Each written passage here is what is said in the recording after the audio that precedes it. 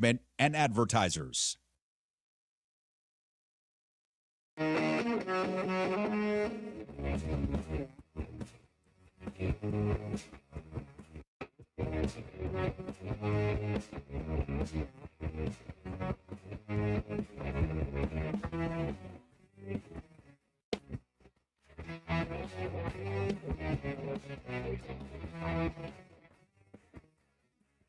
Hey, everybody, it's Brian Shapiro here from Pushing the Limits. You are listening to a best-of show of Pushing the Limits. I will be back live on the air on Monday. Enjoy, everybody, and have a great weekend.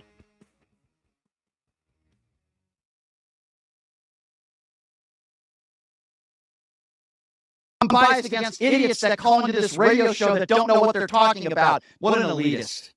And what a nothing. She did nothing in the White House. What is it about Melania Trump that people like? Because I got to be completely honest with you, I don't have a lot of respect for her, and I will explain to you why. Now, let me play this clip for you. This is Melania Trump when asked about not being on the front of Vogue magazine playing the victim. Your business background and your fashion background and your beauty, never on the cover of Vogue. Why the double standard? They're biased, and they have likes and dislikes. And it's so obvious, and I think American people and everyone see it. It was their decision, and I have much more important things to do, and I did in the White House than being on the cover of Vogue. Melania, I'm wondering, what are those really important things that you have to do? Changing rugs in the White House or chairs, refurbishing chairs? Different chandeliers replacements, toilet replacements. What were those important things you were doing? Building tennis courts? I'm just wondering what she characterized as important. A campaign to stop online bullying when your husband was the bullier in chief? I'm wondering, what did you actually do in the White House? Well, we do have a good understanding of what you did on January 6th, because Melania claims that she was unaware of what was taking place during the January 6th insurrection, which, by the way, is a lie. Of course she knew what was going on for the hours and hours that it went on. She said in an interview on Fox that she was unaware of the ongoing riot because she was too busy, I'm quoting now, photographing a rug in the White House. Folks, these are not my words, okay? For 5 or 6 hours, the insurrection took place, and Melania Trump is telling the American people in an interview she didn't know what was going on, and during that time, the reason why she didn't know what was going on is because she was taking photographs of rugs. Folks, you can't make this stuff up. You can't make it up. Stephanie Grisham on January 6th has already said that she asked Melania Trump to call out the violence on social media. Melania Trump refused to do so. The fact that she didn't say, like, what is going on? Why would we even put that out? Told me she knew what was going on. And the fact that she knew what was going on and just wrote back no was something I couldn't stand for. I had tried to resign a few times between November and January, and she'd always talk me out of it. But that day was just the last straw for me and, you know, several others. Yeah, and I believe every word she just said. Picture this for a moment. I know it might be hard for you to picture, but let's try to do this anyway. Your husband is the orange turd, Donald Trump. Just picture that for a moment.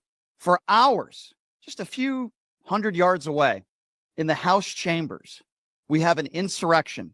Officers are being beaten. There are images and video of people being taken out on stretchers. A very serious and volatile situation with many of the people that support you and your husband. And maybe she was interrupted while she was taking pictures of rugs in the White House, because that really helps the American people. And she's asked by Grisham, will you please go on social media and denounce what is taking place, the violence particularly? What do? If you're a decent human being with any moral compass inside of you, you immediately take to Twitter and you do so. And by the way, you should do that without being asked to do it if you're a decent human being. Not only did she not do it, and then she was asked to do it, she said no. That is Melania Trump's legacy, ladies and gentlemen. Melania Trump will always be known as caring more about the rugs in the White House than the American people. Melania Trump will always be known for the tennis courts that she built, because that really helps the American people. Republican or Democrat, if you want to actually talk about the people that were first ladies that actually did some things to help the American people, I'll be glad to do that with you. It wasn't Melania Trump. She did nothing. Barbara Bush included volunteerism and homelessness for many of the issues that she talked about. She promoted literacy as her signature cause, which probably wouldn't work with a lot of the MAGA supporters out there. But Barbara Bush was a woman of class and dignity. She didn't care about building tennis courts in the White House. And I could also guarantee you, if there was an insurrection going on, Barbara Bush would have been the first one to take to social media, if they had it back then, and denounce it. Melania Trump didn't do any of those things. Hillary Rodham Clinton. Now, you could say whatever you want about Hillary if you don't like her policies or you don't like the Clintons, but the bottom line is she did a lot of good work in the White House on behalf of women, on behalf of families, and behalf of the healthcare reform that she helped push. She became the first president's wife elected to the U.S. Senate and served as the Secretary of State for President Barack Obama. A milestone. What has Melania Trump done as a milestone since she's been in this country, let alone the First Lady? And then there's Laura Bush. Again, I didn't always agree with her politics, didn't always agree with her husband's politics, but I could say Laura Bush is a woman of dignity and class. She's a former teacher and librarian, a historian. She worked on education reform and literacy at the top of the ambitious agenda that included the Reading First program of the No Child Left Behind, one of her husband's initiatives, which I agreed with. She visited more than 75 countries and supported other causes, including AIDS relief and breast cancer awareness. How many countries did Melania Trump visit, not on vacation? How many countries did she go to help people? Not many, ladies and gentlemen. Laura Bush went to 45. And then there's Michelle Obama. Again, whether you agree or disagree with her politics or what her husband did or didn't do. She is a Harvard-educated lawyer, and she helped launch the Let's Move campaign to address childhood obesity. She joined forces for service members and the Reach Higher initiative for education, volunteered at soup kitchens and homeless shelters. Do we remember when Melania took that day with that stupid jacket that she was wearing? I don't care, do you?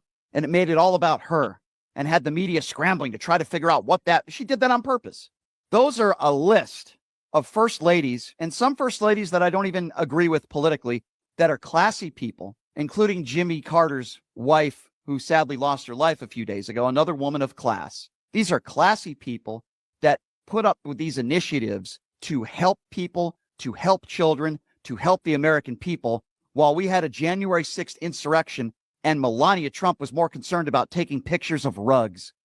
Now, if you want a list of the things that Melania Trump did do, how she spent your taxpayer money, I'm so glad you asked, because I have a list of some of the things that Melania Trump did accomplish, and she's very good at spending money, ladies and gentlemen, things that do not help the American people, that help herself. Kate Anderson Brower, by the way, is a presidential historian. I think she said it best when she said about Melania Trump. I think her own background as a model and in the fashion industry, she was more concerned with her appearance than with opening up the house. Couldn't agree with that statement more. So what did Melania Trump actually do?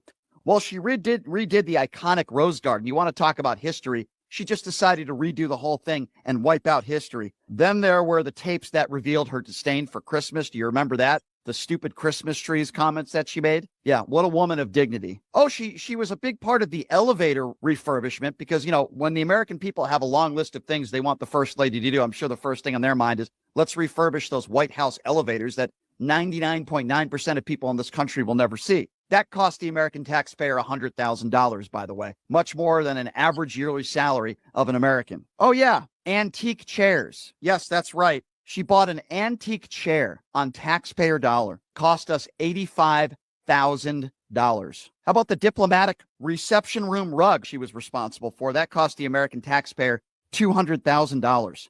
$200,000. About 30 wooden doors were professionally refinished at the hands of Melania Trump. That cost the American taxpayer $90,000. A red room fabric replacement cost an American taxpayer $300,000. It gets worse. How about the upholstery of one of the suites in the White House? That was refurbished. Cost the American taxpayer just under $1 million. Melania Trump is not a hero. She did nothing to help the American people. She's only done things to help out herself. But Brian, wait a second. Remember she took the cyberbullying very seriously and she put forth an initiative? Yeah.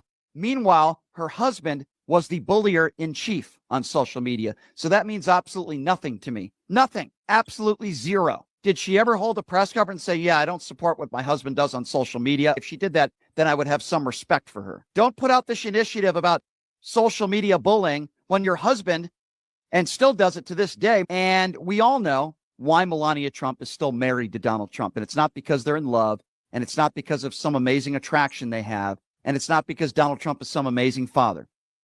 Melania Trump is waiting for her time. It is a financial agreement. And eventually, yes, eventually, there will be a divorce. They have some sort of mutual financial agreement. She just, from what I heard in reports, just did the prenup and readjusted some things there. Do I believe she's a good mom and she takes care of her son? Sure, I'd like to believe that. I have no reason to believe she's not a good mom. But with that being said, the front of Vogue, for what? The hell have you done? What the hell did you do in the White House besides spend taxpayer dollars and be known for building tennis courts in the White House? I know you're very proud of that. And then refusing to go into the White House until they replaced the toilet because you couldn't sit on the same toilet that Michelle Obama sat on. What a joke. What a joke. That's who Melania Trump is. If that toilet isn't good enough for me to sit on, I want my own toilet. That's the real Melania Trump. That's who she is. So no, I'm not going to sit here and I'm not going to defend Melania Trump for not being on the front of Vogue. To the phone lines. Hello, JD. Hello, Brian. Are you familiar with the town of Bridgeport, Connecticut? Yes. I'm familiar with a town called Bridgeport. A Connecticut judge has set January 23 as the date for the new Democratic primary election. And I'm very familiar with what you're talking about. And how many people voted? The mayor's race. How many people voted, JD? The mayor's race you're familiar with? Very familiar. How many people voted, JD? Now, I know. I just want to know if you know.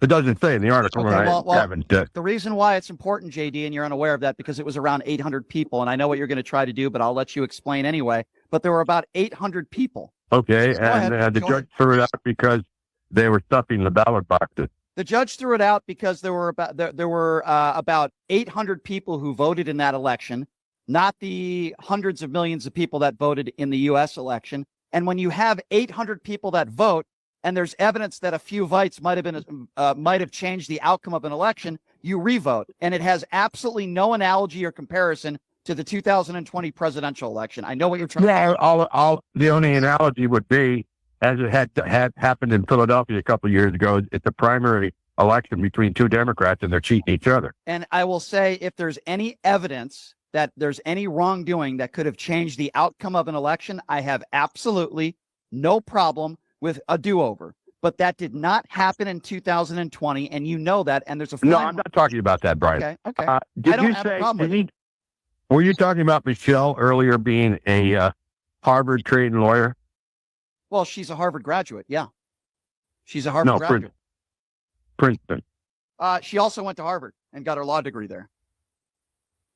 But her main first 4 years were in Princeton. Who do you think is more of an accomplished person, Michelle Obama or Melania Trump? I'm not in the judging class of you're not in the judging class. Who's more this or who's more that? Not in the judging class. Melania was known for trying to help children and helping military families. And how did she do that? That was her main thrust. How did she do that? What did she do? How did she do that? What were her initiatives? Behind the scenes, it wasn't really publicized that much. Didn't ask you if she was behind the scenes. If you're making the claim that she helped those people, then I'm telling you, what did she do? What initiatives did she pass? Because if you want to talk about, go ahead.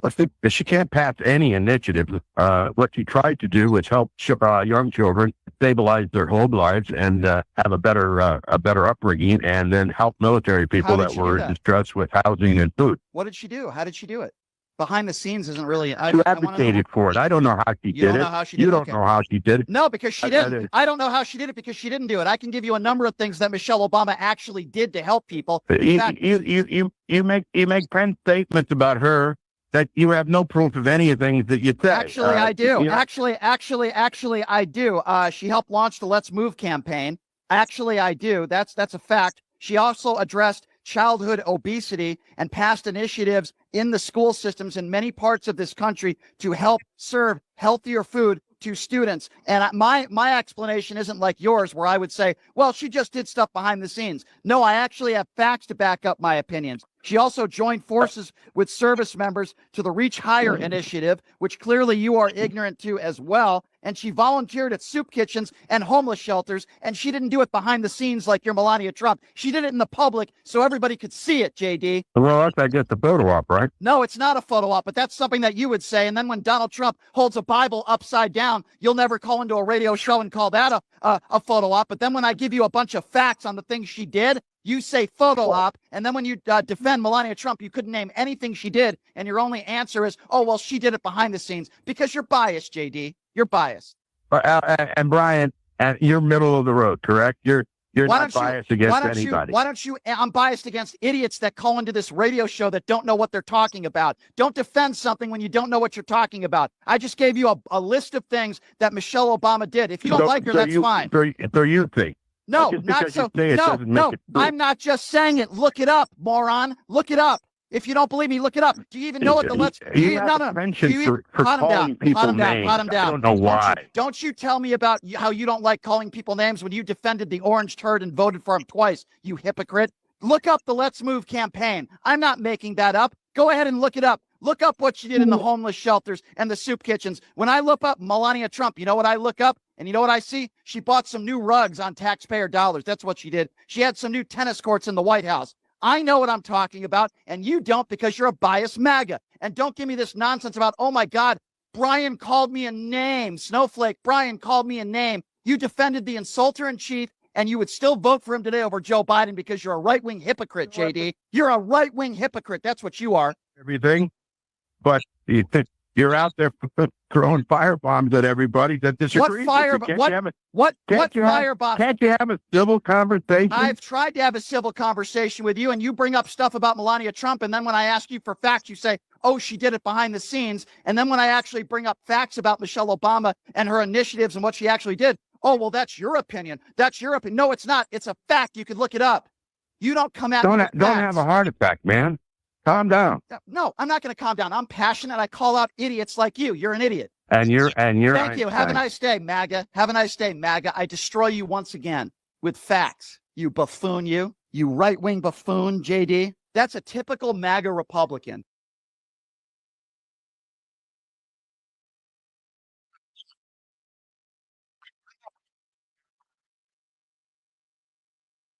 I want to ask you about Officer Michael Fanone, because this is a video that went viral several weeks ago where you're following him in the hotel. I got 22 years. Now you don't even want to look at my eyes. You coward. You're a traitor to this country. You had some friends that were with you that recorded it, and right-wing members of the media. What is your issue with Officer Fanone? My issue comes in specifically with Officer Fanone and Officer Dunn. They weren't part of my trial, but they both sat in for my trial, and specifically Officer Dunn sat at my trial just a couple feet away from my mother. While they sentenced me to 22 years, my mom was sobbing. Officer Dunn laughed. Again, they weren't part of my case, but to me, it was more personal. Officer Fanone got a traumatic brain injury. I know you've said on the record you do not condone violence. Fanone almost died. I know you didn't beat him, but there were people that did. He was inches from his life. He had a heart attack, traumatic brain injury. Why follow him in a hotel and call him a coward? I don't think Officer Fanone is a coward. I don't think Officer Dunn is a coward. I think the cowards are many of the people that stormed the Capitol that day that were claiming hang Mike Pence and believed in the big lie that the election was stolen, which it wasn't. Other people might have different views on Officer Fanone. What do you think is more serious, though? Somebody that laughs at your mom, or somebody that's beaten almost to death because a bunch of mobsters thought that the election was stolen? What do you think is more serious? We lost that trial because of a biased jury. Not a single one was conservative. Not a single one ever voted for a Republican. I don't think that we'd be having this conversation that we're having now if it would have just simply been moved, let's say Virginia or Maryland or South Florida or something. Okay, I understand that you feel like you had an unfair trial. Right? If you kept up that trial, you'd be able to see right through the BS. But that wouldn't have happened if Donald Trump didn't say the election was stolen and people like you didn't believe it. January 6th wouldn't have happened. If Trump didn't say that the Democrats cheated and Joe Biden cheated, would January 6th have happened? Here's my problem with that. If Donald Trump wouldn't have said that the election was stolen, that wouldn't have happened. If we go back to 2016, when Hillary Clinton called Trump supporters a basket of deplorables, we were deplatformed. I was personally debanked. Our social media platforms were taken. The COVID lockdowns, the summer of love, I think it was a powder keg waiting to go off. Was that the straw that broke the camel's back, the stolen election? I 100% agree that it was. You still believe the election was stolen? I do believe the election. Where's the evidence of widespread voter fraud that would lead you to believe that the election was stolen? What convinced me was the judicial process. And I know that they have nothing to do with each other, but the way that the government methodically took us down for a crime that we did not commit leads me to believe that they're capable of so much more. They beat cops. They pepper sprayed cops. You're okay with those people getting pardons? I think wholeheartedly, yes. And not for the same reason that a lot of people may think that I'm okay with the pardons, right? The president said these words throughout his campaign, and he said that he was going to look at these cases on a case-by-case basis. Which they didn't do. And which they did do. In the 1,600 cases, they got pardoned because of the process, the corrupt process. The only solution was a pardon at this case. Then don't storm the Capitol. Don't beat police officers. Don't believe in the big lie. And the thing I would say is, Enrique, back in 2015, when Trump was saying the election was going to be rigged, going to be stolen, and then something happened. Donald Trump won a free and fair election. Hillary Clinton conceded. And by the way, I don't blame Democrats or Hillary Clinton for Black Lives Matter protests. And like you, I don't condone violence. But at the same time, Trump won. And then all these discussions about an election being rigged or stolen went away. Why is it that when he wins, everything seems to have gone fine, and when he loses, it must have been rigged? There are a lot of people that claim that you were an informant for the FBI, and in your Miami hearing, a federal prosecutor, a federal Bureau of Investigation agent, and even your own lawyer described you as an undercover worker and had helped authorities prosecute more than a dozen people. On the record, can you admit that that did happen? What do you say to that? If a naysayer of yours said that Enrique Tarrio, he's a narc, what would be your response to that? I worked with the government in 2013 to take a sex trafficking ring down. So yes, if that's considered a narc, then I'd go ahead and I'd say yes. What do you think about Gay Pride Month, and what do you think about people that are homosexuals in general?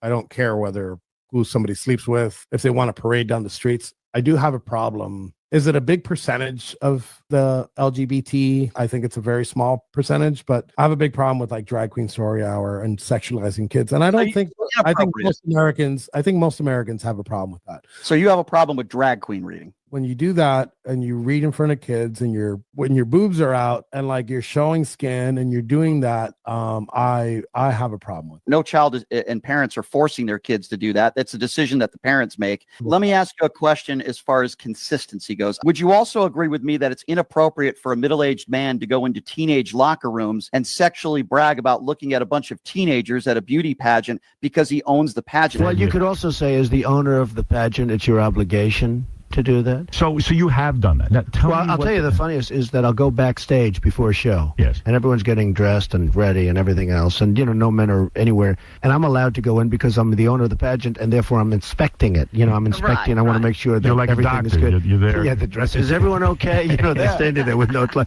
Is everybody okay? And you see these incredible looking women. And so I sort of get away with things like that. Because the guy who you support did that. Would you agree with me that that might be a little bit more harmful than someone in drag reading to kids? I don't want to comment on it because I don't know the specifics of it. Trump talked about it on the Howard Stern show, and he admitted sexually into going into women's locker rooms, teenage girl locker rooms, sexually. And I owned the pageant. Okay, you don't like drag queen reading. You think it's inappropriate. Then why not speak to the president of the United States, who talks about grabbing women by the genitals, who has 5 kids with 3 different women, who has unprotected sex with a porn star 2 weeks after Barron is born, who's a liable sexual abuser, who has 25 women that have accused him of or sexual assault, and the guy who literally bragged on the Howard Stern show about going into teenage girls' locker rooms sexually because he enjoyed it. I can't comment towards the Howard Stern thing. Maybe at some point I'll come back on your show. You show me the clip, and we'll discuss those things. As far as I'm not looking for like the perfect person. He's a very flawed person. But that's not. I'm not looking at that. I'm looking at his stances on policy. I'm looking at how aggressive he is. towards making these changes, and there has been some aggressive changes that's happened in the past 2 months. And those are things I don't care about who he was or what he's done or what he does with his personal life. It's none of my business. Would you be okay with having a rapist run the country so long as you like some of his policies? I don't think he's a rapist. So he's a liable sexual abuser. He's got 25 women that have accused him of rape or sexual assault. We know that for a fact. Those I go back. I'm not a big fan of the judicial system. Ukraine's going to have to lose a little bit of their country, and that's unfortunate, right? For the Ukrainian people, but that's the truth. That's the nature of war, unfortunately. And so what will stop Putin from doing it again then? If he gets the land that he wants, like you were just mentioning, and they don't get into NATO, which obviously Putin wants, because it appears as though he's going to get rewarded for invading our allies. What's to stop Putin from doing it again?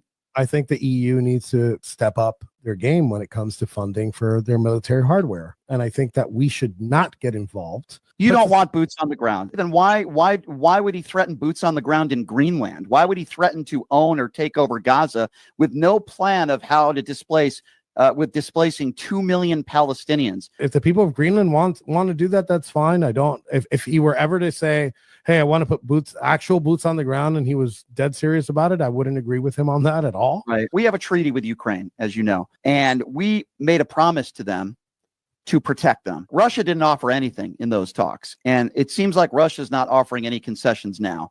And I've never heard the man who you support, Donald Trump, call Putin what he is, which is a dictator. He's responsible for hundreds of thousands of people losing their lives. You've said it yourself. You don't support violence. Okay, good. I appreciate that. We agree. Vladimir Putin, as you know, invaded Ukraine, and Donald Trump is the guy who said that Ukraine started this. Surely you cannot agree with that. I do believe that statement. I do believe that statement. They were warned not to try to. How would we like if the Russians went ahead and established a footprint in Mexico, right? That is their border. They don't want them to join NATO, and they were warned multiple times, and they continued to do so. And so invade a country and kill a bunch of innocent people? I think that the Russians are doing what the Russians think is best for them. The Nazis did what they thought was best for them too. But that doesn't make it right. Ashley Babbitt, that whole situation was investigated. She was there because she thought the election was stolen, and she tried to break through a window. There was a guy with a gun, and people were heard saying, "There's a gun, there's a gun." She lost her life because of it. A lieutenant with multiple infractions with his firearm shot 120-pound woman with no weapons or nothing. I believe that she was murdered. I believe that he acted maliciously. So just let those people break through the window 15 feet away from a bunch of politicians. It wasn't just her. There were 40, 50, 100 people in that room, and he points his weapon.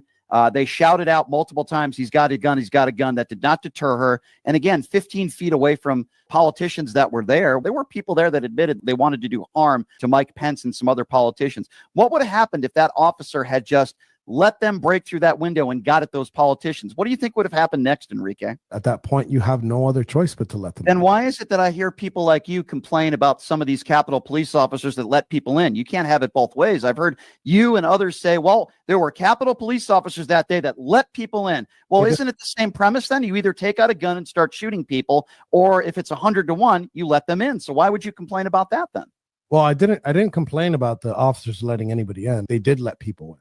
So do you agree with that action then, that behavior? I believe that you shouldn't shoot into a crowd of people. You either shoot or you let them in. Yeah, you have two choices. At that point, I believe that he should have let them in, because here's another thing. Let's say they would have broken through, let's say instead of just Ashley Babbitt breaking through the door, those 50 to 100 people that you say, what are 32 rounds going to do? You're going to piss off the crowd, and it would have gotten a lot worse. At that point, there's nothing you can do. Ashley Babbitt did it to herself. She was radicalized. She should have never been there on that day to begin with. She was breaking. I agree with you, and I believe that she broke the law. Would you agree on that? So can we agree that George Floyd broke the law? George Floyd was on his stomach in handcuffs. He wasn't trying to get away. And at the point that Derek Chauvin put his knee on George Floyd's neck for 9 minutes, he wasn't trying to break through a window to try to harm people and cause havoc. And I guarantee you that if Ashley Babbitt was in handcuffs, lying on her stomach, that officer would not have shot him. So I think that's a very false analogy. Well, today, what one judge has called the lawlessness of Donald Trump and his staff was made vivid once again in two hugely important stories that are really about us, about all of us, every one of us. And it might not seem that way at first. One is the story of an immigrant who was shipped off to a prison in El Salvador, something that could never happen. Our Brooklyn Fire cuisine. Our sandwiches are super hero, that is. Because why be a sub? You can be a hero. Italian Eatery is here to serve you phenomenal food, Vegas. Forget about it. Who would have thought there'd be so many kids playing ice hockey in the desert? It helps with the Foundation and the Las Vegas Ice Warriors, founded by Cheney 8 years ago, made it possible for families to afford. Donate today at www.kids.org and help us. Join us in supporting the Foundation and the Las Vegas Ice Warriors for every kid. Just a reminder, website at www.hockeyforkids.org.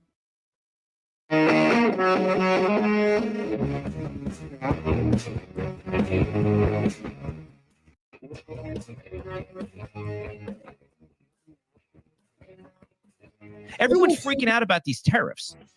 I'm sure at this point people know, at least I hope they know, that almost every other major country that we do business with charges us massive tariffs. We pay tariffs. So when people are like, tariffs or taxes, why is it okay for countries to charge America tariffs?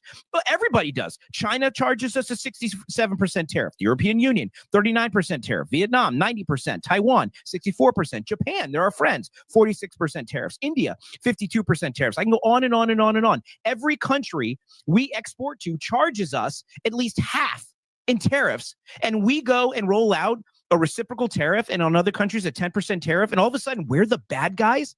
Why is it American? You talk about Has this ever happened before? When was the last time? I don't know. You talk about the middle class. Listen, you talk about middle class America and middle America, the working class.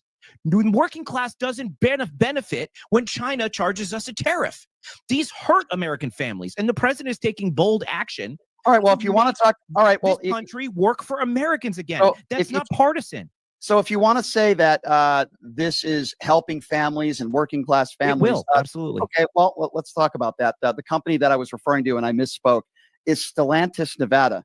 And they said today that they're laying off 900 workers at 5 U.S. facilities, including one right here in Nevada, and pausing production and an assembly plant, each in Mexico and Canada. Those are 900 people. Okay. Donald Trump brought in the tariffs to a 10% baseline on all imports yesterday. And as you know, following these 25% tariffs, 900 Americans just with this one company alone today have been laid off. So I would go talk to them and their families about how you think this is such a great plan. And it's so great for America in the long run while Donald Trump is playing golf with the Saudi government today. Yeah, I know. I feel terrible for those people. And again, everybody sympathizes with somebody who loses their job, especially when they can't control it. They show up to work every day, do what you're supposed to do. And then would you hang out and have fun with guys that beat police officers on January 6th? Actually, I know I do a lot of work with January 6th organizations. I know a lot of victims of the January 6th. Okay, but that's not what I asked you. Would you hang out and associate yourself and be friends with somebody who beat a cop on January 6th? Is that somebody you'd want to be friends with?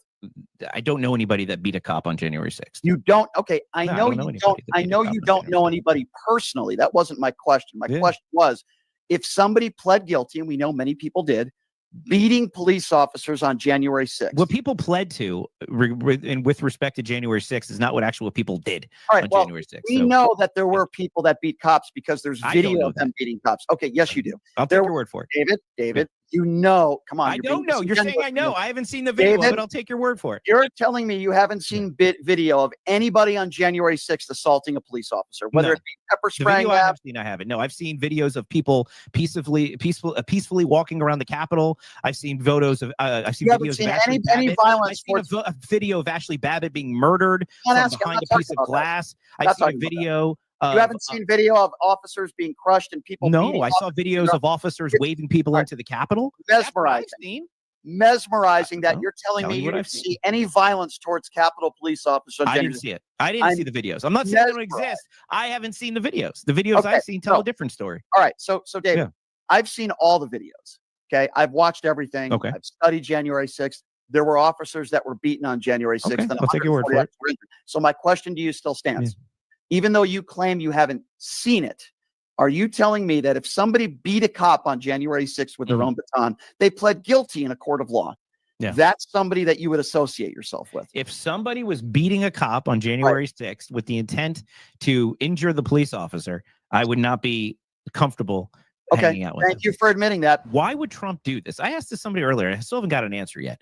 Why would Trump be instituting these tariffs if it would be bad for America? Like regardless of if he's golfing today or not, why would he say, you know what? I really want to tank the U.S. economy. That'd be fun. I think most of the things and the reasons why he does what he does are for the same two reasons why he's doing this. Number one, because he likes to create chaos and he loves power and he's a wannabe dictator. And number two, he wants to find a way to either enrich himself or enrich very close people around him, like the Elon Musks of the world. I would see this as no different, and it's a power trip for him, and that's why this man is so dangerous. To go into further detail, I'll make an analogy to what I am referring to, and I'm just going to talk about today. Sure. He's going to his golf course, Doral, in Florida, where the Live Golf Tour, which is funded by the government of Saudi Arabia, the Saudis, are paying Donald Trump's company to have the Live Golf tournament there. He's going there to support it because they financially support him. And then after that, this is public. The White House has said he's going to be spending multiple days at his resort at Mar-a-Lago. Secret Service is going to be there. Guess every weekend at Mar-a-Lago. Right. And guess who gets paid? And guess who gets paid for that? Guess who owns Mar-a-Lago? Everything that Donald Trump does. It's his house. Okay, so first of all, this is his own property, resort property that he makes money off of. Every single time the Secret Service goes there, every single time he stays there, the American taxpayer has to pay for it. And a good blunt of that money goes, or brunt, I should say, did I say blunt? Goes, maybe he is taking a blunt today. I don't know. Goes towards his own companies and enriches him and his family. Everything virtually that Donald Trump does will benefit him, will benefit his bank account. And it's proven today. When I told you he's going to Doral Golf Course, what would happen if, let's just say, Joe Biden, on a day where the world was on fire, I know you might not characterize it as that, but on a day where the economy goes down the toilet, since the last time this has happened was when we just started with COVID. And then Joe Biden went to visit his son at a painting auction where his son was selling his paintings. You and many other MAGA Republicans would lose their you-know-what. That's exactly what Donald Trump is doing. He should be in the White House. He should be doing his job. Instead, he's mingling with Tucker Carlson and the Saudis because they're spending millions of dollars to play on his Doral golf course. Morally, it is bankrupt, and he is bankrupting the country. And while doing that, he is enriching himself. Donald Trump doesn't need to be president to become rich. He was rich before he became president. Different than most people who go to Washington. Donald Trump lost money after becoming president. I know you've argument before. Is his net worth more or less now since the first day he became president in 2016? Well, I don't know comparative to 260. It's three to four times. His net worth went down in his first term, not up. So clearly he didn't do it for the money. And I'll look it up and give you the stats. I'm not making it up. Okay. So but the thing is, he doesn't need Donald Trump, right? Who has buildings with his name on it, who has he could do whatever he wants with his name at this point to make money. He doesn't need to be president. Well, again, so he doesn't need to be president to make money. So I don't believe so if that's your argument, David, he doesn't need to be president to make money. Why is it then that after he became president, he started to sell trading cards? He started to sell pieces of his mugshot suit. He sells the Bibles. He sells the gold. Why is it, if it's not about making money, then why is it Jared Kushner in his administration made $2.1 billion from the Saudis? Why is it that his own daughter, who's now not in the administration, ironically, made $600 million in Chinese trademarks? Why is it that all the immediate people around him have made all this money around him, and now Donald Trump is worth 3 to 4 times more than he once was back when he became president on day one? If it wasn't about money, then why does he still hawk Bibles? Why does he do all these things? Why does he have right now? Why does he have members of the Saudi government and Live Golf on his golf course right now as we speak, if it's not about money? look, there's two sides to every coin, right? So as strong as you feel about January 6th, I personally know a lot of people who feel the opposite, feels January 6th was a big setup. And I do There's believe people out there. And when Nancy Pelosi's Wasn't a setup. communications from January 6th come out, I think people are going to be shocked to find out how much they want Right. January 6th. Just like the Epstein files were released, right? We saw those MAGA morons. That's a whole nother thing. No, it's not a whole nother thing. It goes me back to what we were talking about. Yeah. Pam Bondi is an idiot, and you had these right-wing morons who were on the steps there with their binders, and we were like, we're going to find out all those names on there. Oh, well, it's very convenient to me, right? That none of that information was put out there. Maybe it has something to do with the fact that Donald Trump was on Epstein's flight log 7 times, and that Donald Trump and Epstein were once very close friends, according to Jeffrey Epstein. But I'm sure it has nothing to do with that, right? Nothing to do with that, or nothing to do with the fact that we just had no heads roll, nobody losing their job, by the way. Apparently, people need to be held accountable. I agree with you. But yet, somehow on this signal chat, this guy Goldberg gets in there, and nothing to see here, everybody. The investigation is over. Let's move on to something else. If Joe Biden did that, somebody in his administration did that, you guys would be talking about this 24/7 until there was accountability. There's no accountability here. I think if anybody spent any time looking into what happened during the Biden administration, there would be a lot more things that people would demand accountability for. The difference is everything that happens in the Trump administration, everything Trump does is subject to this media scrutiny when they're afraid to ask questions to Joe Biden. Literally every day, the Biden White House would lie to the entire country, and the press would sit there and fawn over whatever information they wanted to spoon feed them. Yet everything, I literally can't think of anything that they told the truth about during the Biden administration. The big one, how about the biggest lie told during the Biden administration, that somehow he was competent to be president? They lied to me even, and now after the fact, people inside the administration admit that he wasn't competent. No, yet the media never asked a single question about his fitness after going to Europe and embarrassing us in front of the world, being lost. That's actually not true. So there was one person, there was one person, one aide, by the way, one person, not you just characterize it as his administration. You had one aide that tried to make money and is selling a book and hawking a book. So when people say bad things about Biden, he's hawking a book and making money. When people say bad things about Trump, they're just telling the truth. You said the administration, and I am telling you, and I'm correcting the record, that there is one person that put out a book that was an aide, a low-level aide, and also said that things he said was taken out of context. So you're taking that and making it as if the entire administration was lying. Listen, Joe Biden was not the same guy he was a year ago, 5 years ago, 10 years ago. Okay, fine. Fair enough. But to characterize that as all they do is lie is throwing something at a wall and hope it sticks. Okay, you have Caroline Leavitt, who doesn't even know how tariffs work. You have Caroline Leavitt talking about 206. I'm just going by the last week, by the way. How does she not understand how tariffs work? She said the American consumer wasn't going to pay for it. She didn't even know how it worked. She also said on that podium that of the 267 people, the El Salvador prison where they were deported, the only evidence that the White House has shown that they were, quote, in gangs is referencing tattoos, when we know that there are people that have come forward from families of some of those people that have no criminal record, no evidence that they were ever in gangs. And what does Caroline Leavitt say? Are they Americans? Would anybody deport? It doesn't matter whether they're Americans. No, Everybody deserves due process. Brian, it does matter. So if you're not American, you can't get... No, I have a better question. Forget, American, I'll just take that one level. Was any single person who was deported to El Salvador legally present in the United States? Any one of them? If you are undocumented, even though I disagree with being a nonviolent criminal and being documented, but for argument's sake, okay, no problem. Does that mean that you don't deserve due process and that you should be deported to and sent to one of the highest maximum security prisons in the world with no due process? Just because the White House says that they have tattoos, that's ridiculous. If a little old lady from Mexico was making tortillas and selling them in her neighborhood and she wasn't causing a problem, I would not suggest she be deported to El Salvador. These people, these MS-13 gang members... There's no evidence. From tariffs that set the markets reeling.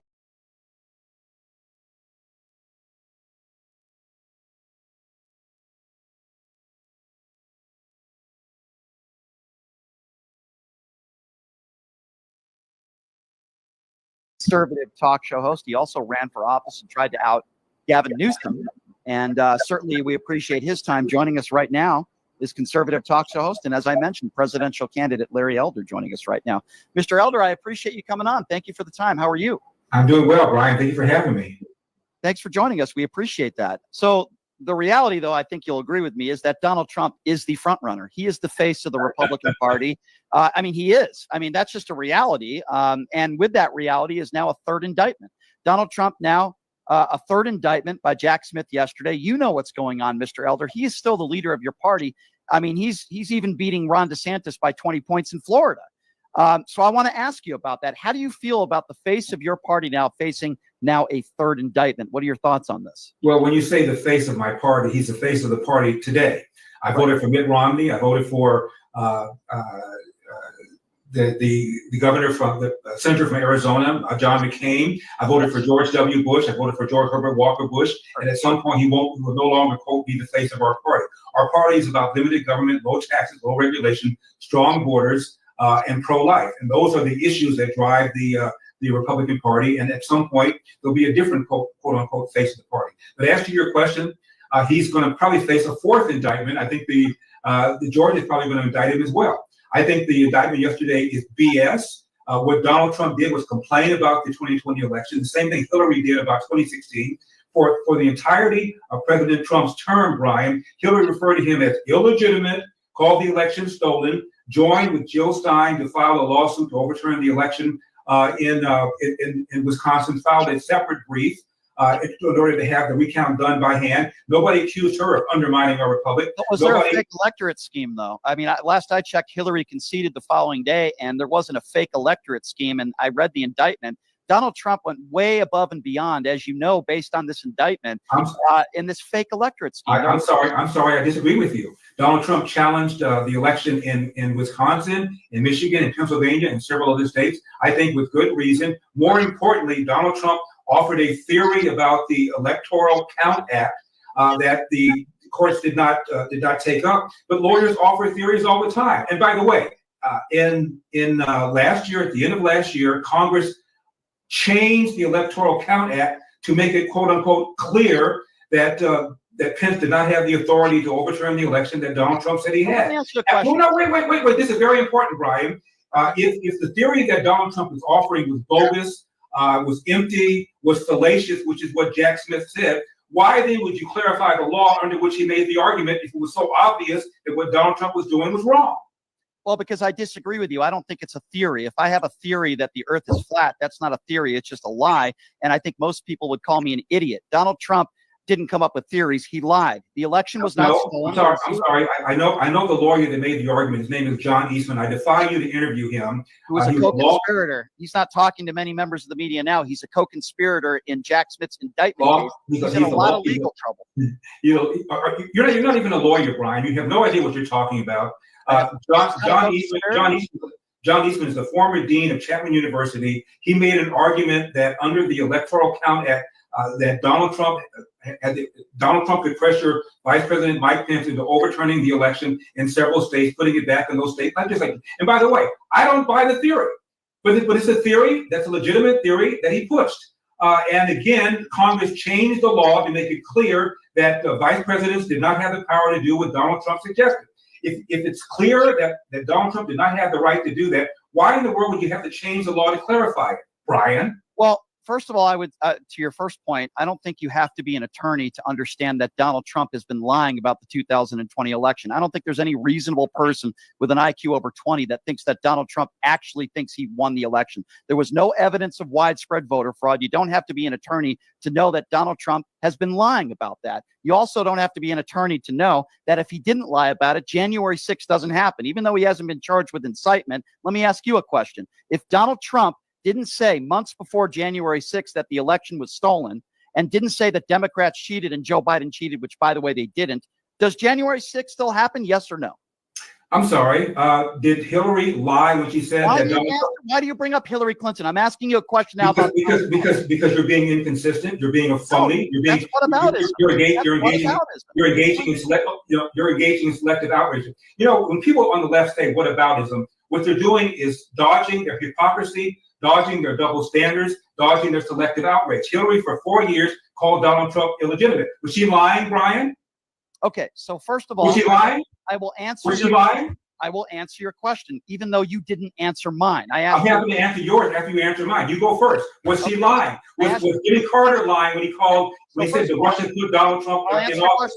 Was Hakeem Jeffries lying when he referred to Donald Trump as I'll answer your question about Hillary Clinton. First of all, she conceded the following day. Second of all, she didn't incite an insurrection. Democrats didn't storm the Capitol. It's not a fair analogy. You didn't answer my question. Was she lying?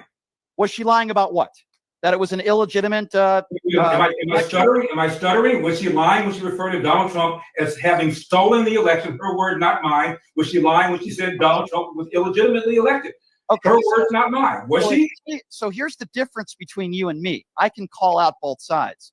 If Hillary Clinton did say that, if she said it, she said it over and over and over again. And I'm answering. No if about it. Even though I don't think I think it's a false comparison. If Hillary did say that, then she's wrong. And any Democrat that would say that Donald Trump illegitimately won the 2016 election is wrong. So now I go back to my question that I asked you. I just answered your question. And by the way, I'm not a Democrat. I'm a registered independent. I lean to the left. Please. On social When was the last time you voted for a Republican?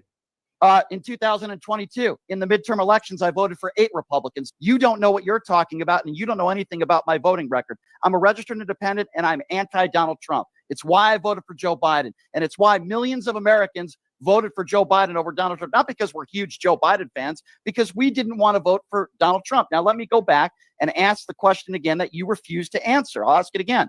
If Donald Trump didn't lie and say the election was stolen months before January 6th, does January 6th still happen? Yes or no? Donald Trump did not lie. Donald Trump made a First Amendment argument that the election, in his view, was stolen based upon shenanigans that took place in Pennsylvania, in Michigan, and Wisconsin. We can go into depth about all those states. As far as I'm concerned, Donald Trump did not lie. Donald Trump offered his opinion. Hillary Clinton, for one more time, has referred to Donald Trump as illegitimate for 4 years. Hakeem Jeffries, who took over from Nancy Pelosi, referred to Donald Trump as illegitimate. Former President Jimmy Carter claimed the Russians put him in the White House. All these people made these arguments. Nobody called them liars. People assumed they had an opinion, a First Amendment opinion, and Donald Trump has a First Amendment opinion. I believe Donald Trump is illegitimate, not because I believe the election was stolen, based on his behaviors, based on the things he said, based on the things he's done. And I find it hard to believe that you won't admit that Donald Trump continues to lie about the 2020 election. There's literally zero evidence. There's zero evidence. The definition of a lie is an intentional intent to deceive. Donald Trump is Donald Trump. Donald Trump believes that the election was stolen. You can hook him up to a polygraph, and I assure you, he will be found to be truthful. That's what he believes. There are people that have testified under oath that have worked under Donald Trump that disagree with you, that have testified under oath that they say that Donald Trump knew that he lost the election, yet he still continues to spread lies about the 2020 election. You actually believe that Donald Trump believes that he won the 2020 election? You asked me the question. You can ask it a million times if you want, Brian. Do I believe that Donald Trump believes that the election was stolen? Yes, Donald Trump believes that. He believes that there were shenanigans in Pennsylvania, in Michigan, in Wisconsin, all of which conspired to make him lose that election. So I guess my question to you, tell me why, Mr. Elder, you decided to put your name in the ring, so to speak, and you're running for president of the United States. Well, because I believe that our side, meaning the Republican side, is not talking enough about some issues that I think are really, really vital to the country. I'm running as a America First guy, Make America Great Again guy. So the question is, what's the point? And the point is, we have an epidemic of fatherlessness in this country. 3 times as many American kids enter the world today without a father in the home, married to the mother. 70% of Black kids do. 50% of white kids, Hispanic kids do. 25% of white kids do, which was the same percentage as to Blacks back in 1965 when Lyndon Johnson, a Democrat, launched a so-called war on poverty, Brian. And since then, in my opinion, we've incentivized women to marry the government and incentivized men to abandon their financial and moral responsibility. And the numbers are clear. If you're raised without a father, you're 5 times more likely to be poor and commit crime, 9 times more likely to drop out of school, and 20 times more likely to end up in jail. We're willing to work hard, graduate from high school, don't have a kid until you get married, get a job, keep a job, and avoid the criminal justice system. If you do those things, you will not be poor. So what is your distinction between Donald Trump? What is the difference? You're running for president. What is the difference between Larry Elder and to Republicans out there? Why should people vote for you over Donald Trump?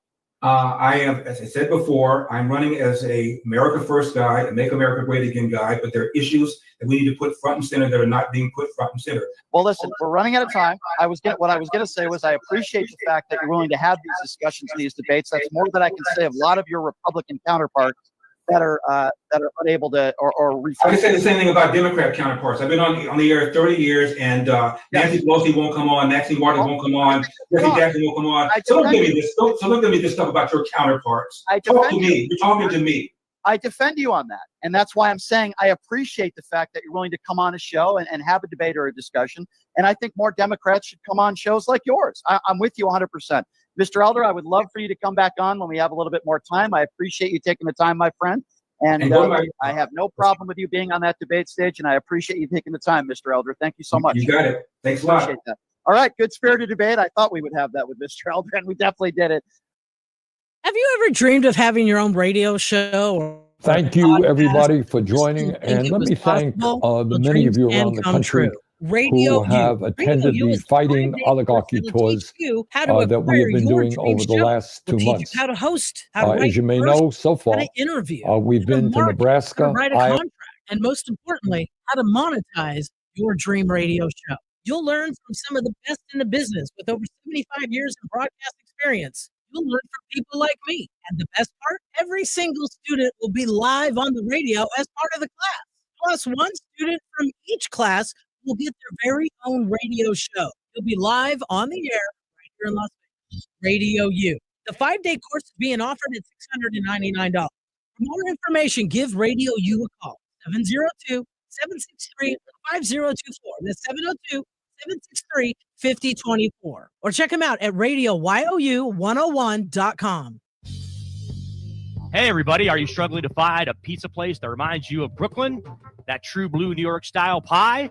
Well, worry no more. Stallone's Italian Eatery Pizza is a knockout. We're located at 467 East Silverado Ranch Boulevard, just off of Premier Road, half a mile east of South Point Casino, just minutes from the Las Vegas Strip. Come by and grab a slice of pie. Plus, check out Brooklyn-inspired Italian cuisine. Our sandwiches are super. Hero, that is. Because why be a sub when you can be a hero? Stallone's Italian Eatery is here to serve you phenomenal food, Vegas. Forget about it.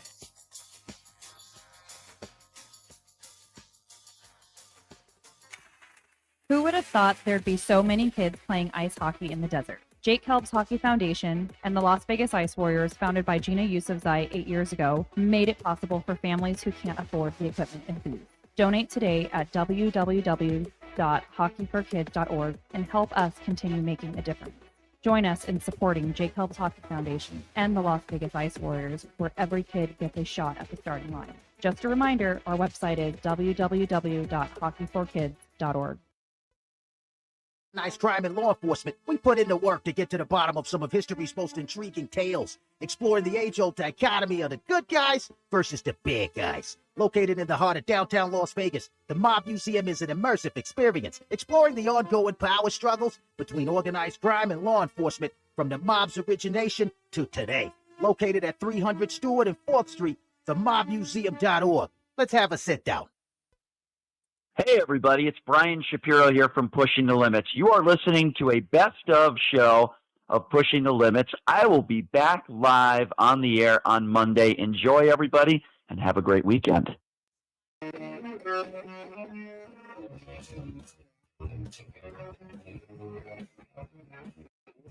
So there's a gentleman by the name of Charles Downs.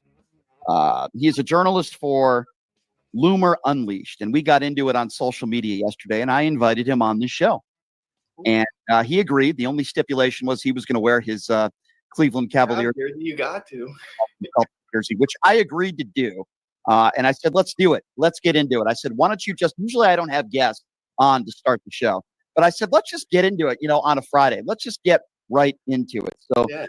Charles joins us right now on PTL. Charles, I appreciate you being here. How are you doing, sir? Oh, I'm doing fantastic. How about yourself? Are you ready to get into this debate? This is going to be so much fun. It might not be fun for you. I don't know, but I hope it's fun for both of us. Okay, that's my objective.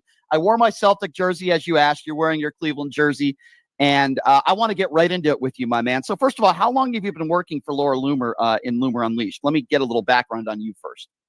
Hold up, dude. I'm just tweeting out your live link right now, and then let's get into it. Sorry about that. That's okay. No problem. I just want to give people a little bit of background on you and how long you've been working for, Loomer Unleashed. If you can give us a little bit of that. So for sure. Yeah. I'm ready to go now. This is going to be great. So how long? How long have you been there? Since like November, I've been working with Laura, and it's been fantastic. She's a great personal friend. She's very smart, very intelligent. Probably like one of the best political operatives I know. And I know a lot of political operatives on the right and on the left. We can get into that later, but if you want to talk about Laura Loomer to start, and I'm not here to, trash your boss, but she called all Muslims savages, and she said she was a proud Islamophobic. Is that somebody that you think is smart that would say she is a proud Islamophobic? Because I find that repugnant and disgusting. I mean, I kind of find like Islam kind of a little disgusting with their codes and how they don't allow women to drive cars and make well, there's plenty of people. If I was a Jew, there's plenty of people that are Islamic in the United States of America that are not extremists. She called herself a proud Islamophobic. That means everybody that is Islam, she is against. Don't you find that to be racist and repugnant? That's my question. I'm not asking about your beliefs. I'm asking about your boss's beliefs. When you call yourself a proud Islamophobic, you're taking an entire group of people into one. Not everybody in Islam says women can't drive a car and can't show their body or anything. You do understand that, right? Aren't you the same guy who said all Trump supporters are basically like KKK members? Absolutely not. You've just started. The first words you've said in this interview are blatantly false and a lie, and I'm going to call you out on it.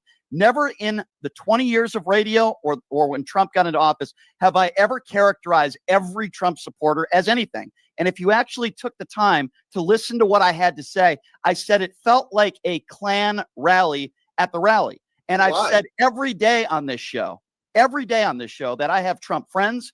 I don't characterize every Trump supporter as being racist. I don't characterize every Trump supporter as being in the Klan. So would you like to recharacterize what you just said, because you misrepresented me? I mean, I watched your video, so I guess maybe you can explain more. Maybe I didn't hear your video correctly, but no, you didn't. Why did you feel like you were at a Klan rally, I guess? Sure. I said it felt like a Klan rally because of the cultish nature of it. And I've explained this, but I'll explain it to you. When people are buying Donald Trump Bibles, when people are buying $750 sneakers, some people were selling Confederate flags at that rally.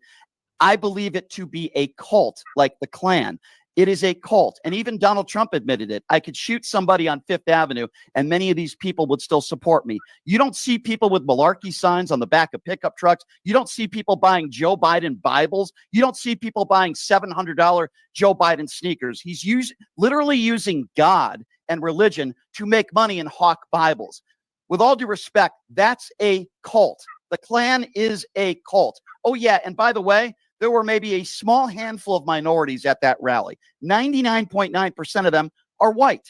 So I'm not saying every Trump supporter is a racist. I'm not saying every Trump supporter is in the Klan. That would be a ridiculous statement. And by the way, I've never said that. What I said is it felt like a Klan atmosphere in a sense of the word cult. I mean, I think people don't drive around with Joe Biden signs and stickers because nobody likes Joe Biden. Okay, let's go with that. Going off your assessment, nobody likes Joe Biden. Then why did Joe Biden win the popular vote badly in 2020? We all know Biden didn't win the election. Come on. What do you mean, come on? Where's your evidence of widespread voter fraud that Joe Biden didn't win a free and fair election? Do you say with a straight face, do you really, really, really, really, like truly believe, like in your heart of hearts, that Barack Obama got less votes than Joe Biden in Philadelphia and Detroit? Answer that question. Okay, sure, I will. Really think that. Sure, I'll answer it. So it's not what's in my heart, like you, because I don't go by what's in my heart. Or your brain. It's not what my. It's your brain. You really think not what's in Biden got more votes than Obama? So anybody that has an IQ over 20 would understand that Joe Biden won a free and fair election, and there's no evidence, because that's what I go by, Charles. I actually go by something called evidence. Now, if you can prove to me that there was widespread voter fraud, which none of the courts, nobody could prove. Donald Trump's attorneys couldn't prove it. Nobody could prove it in a courtroom. That there was something called widespread voter fraud that could have changed the outcome of the election, which has not been proven to this day. So it's not what's in my heart. It's not what's in my mind. It's just something called logic and the facts. I don't know if you can spell the word fact, but there are no facts that would claim that Joe Biden didn't win in 2020. It's absurd. Pennsylvania changed their voting mechanisms without the approval of the legislator. And when Pennsylvania changed their voting mechanisms to allow mail-in ballots, and why did they do that? The legislator, those mail-in ballots never, ever, ever should have counted because they were illegal. So Donald Trump won Pennsylvania. So that's there we go. your Donald Trump won opinion. Wisconsin, and Donald Trump won Georgia. So Donald Trump won the election. Okay. Right? So first of all, no, wrong. That's your opinion that it was illegal. It was not illegal. That's number one. Courts Number have said two. what Pennsylvania did illegal. Okay. Courts have come out in Wisconsin. Those drop boxes illegal. Courts have come out in Georgia illegal. Okay. They literally had to change the Georgia recount. I'm sorry. They had to change the Georgia runoff election rules because what happened in November was so illegal, right? Okay. In your opinion, the elections were illegal. I tend to listen to the FBI, the DOJ, when they say it was the most secure election we've ever had, than somebody who works for Loomer Unleashed, with all due respect. I am saying this. I'm repeating what the courts are saying. I'm repeating what the Wisconsin So let me Supreme ask you a Court is question saying. then. So if that was true and the courts are saying the election was stolen, then why is it that Donald Trump had 61 opportunities to provide evidence in a courtroom and they couldn't provide any evidence that the election was stolen? And there was no merit to any of those cases and they were thrown out. Why is that then? Are some of those Trump appointed? We're touching on a great point here, and a great point about the constitutional crisis that America was going through during the 2020 election. Why didn't the courts? You're asking a great question. Why didn't the courts step in? Because they ruled that there was no merit. Because they were cowards. The Supreme Court are cowards. Okay, so this The had Supreme nothing Court to do. literally said, hey, what Pennsylvania is doing is wrong with approving mail-in ballots without the approval of their legislator. And the Well, Supreme guess what? Court Some of those admitted it was judges- wrong, and they did nothing about it. Some of because those they're judges cowards. were Trump-appointed judges, so I guess that's Donald Trump's fault then, isn't it? I don't want to get into a 45-minute debate with you why you think that Donald Trump won the 2020 election. He did, The by a bottom lot. line, the bottom line is that he didn't. It's a ridiculous conversation, and I'd like to talk to you about some more important issues. That's in the past. Let's do it. Joe Biden won a free and fair election. You said that if you don't vote for Donald Trump, that you're a Democrat. So you're saying Liz Cheney is a Democrat? Oh, she's and the Mike- biggest Democrat.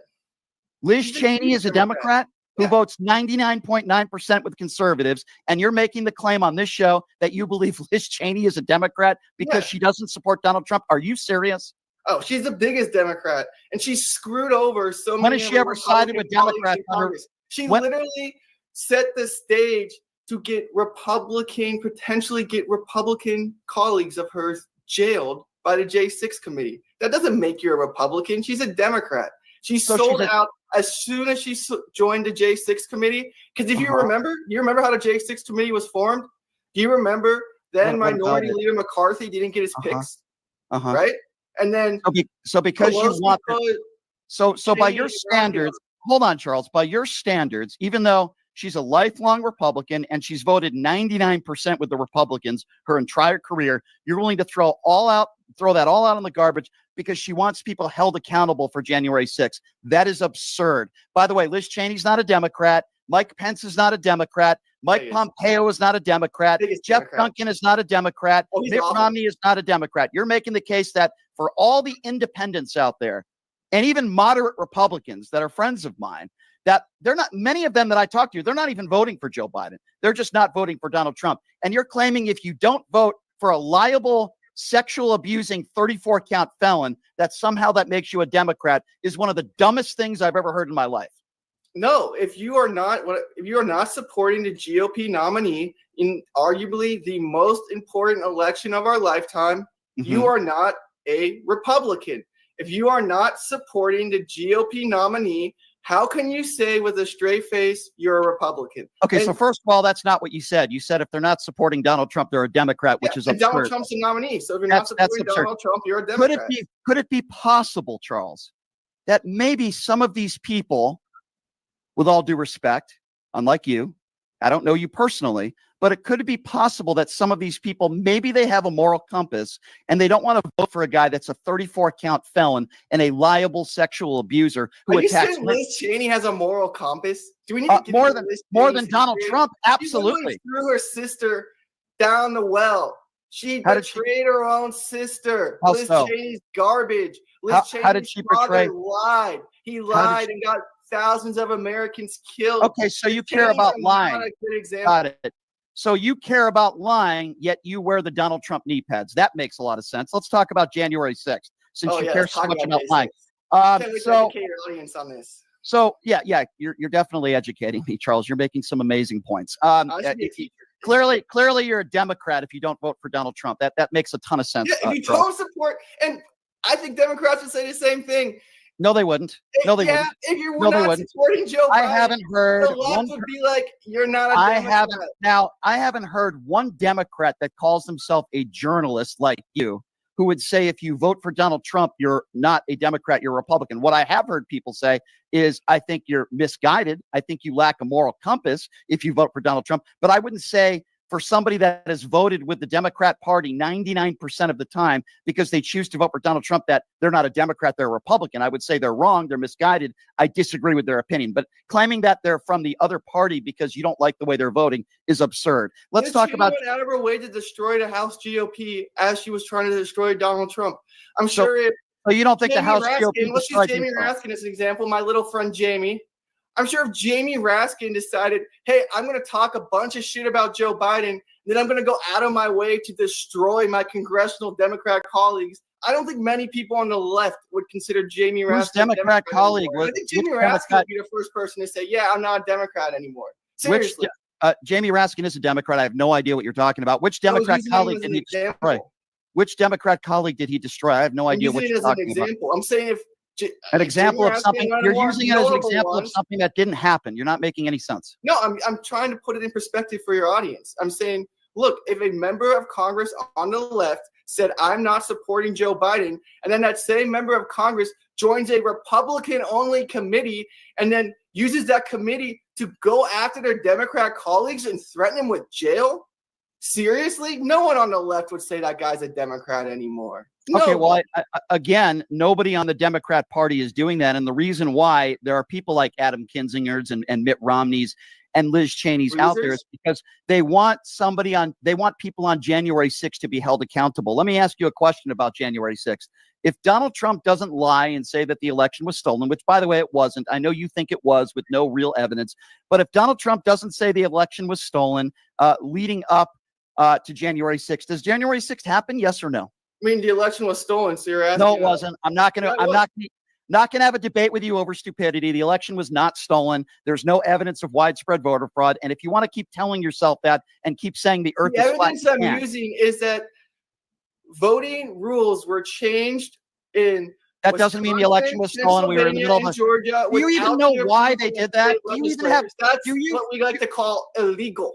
Do you even That's know illegal. it's not a... Do you even know why they did that? Do you even understand that Because we were in a people global got mad pandemic? and worked up over the flu. That's what No. they did. Okay, so it was the flu. Another idiotic, stupid statement on your part. Now, I know you're not a doctor and you have no medical degrees. Can you name me a time in this country where the flu killed millions of people? What the hell are you talking about? Now you're going to say 1919. COVID was the flu?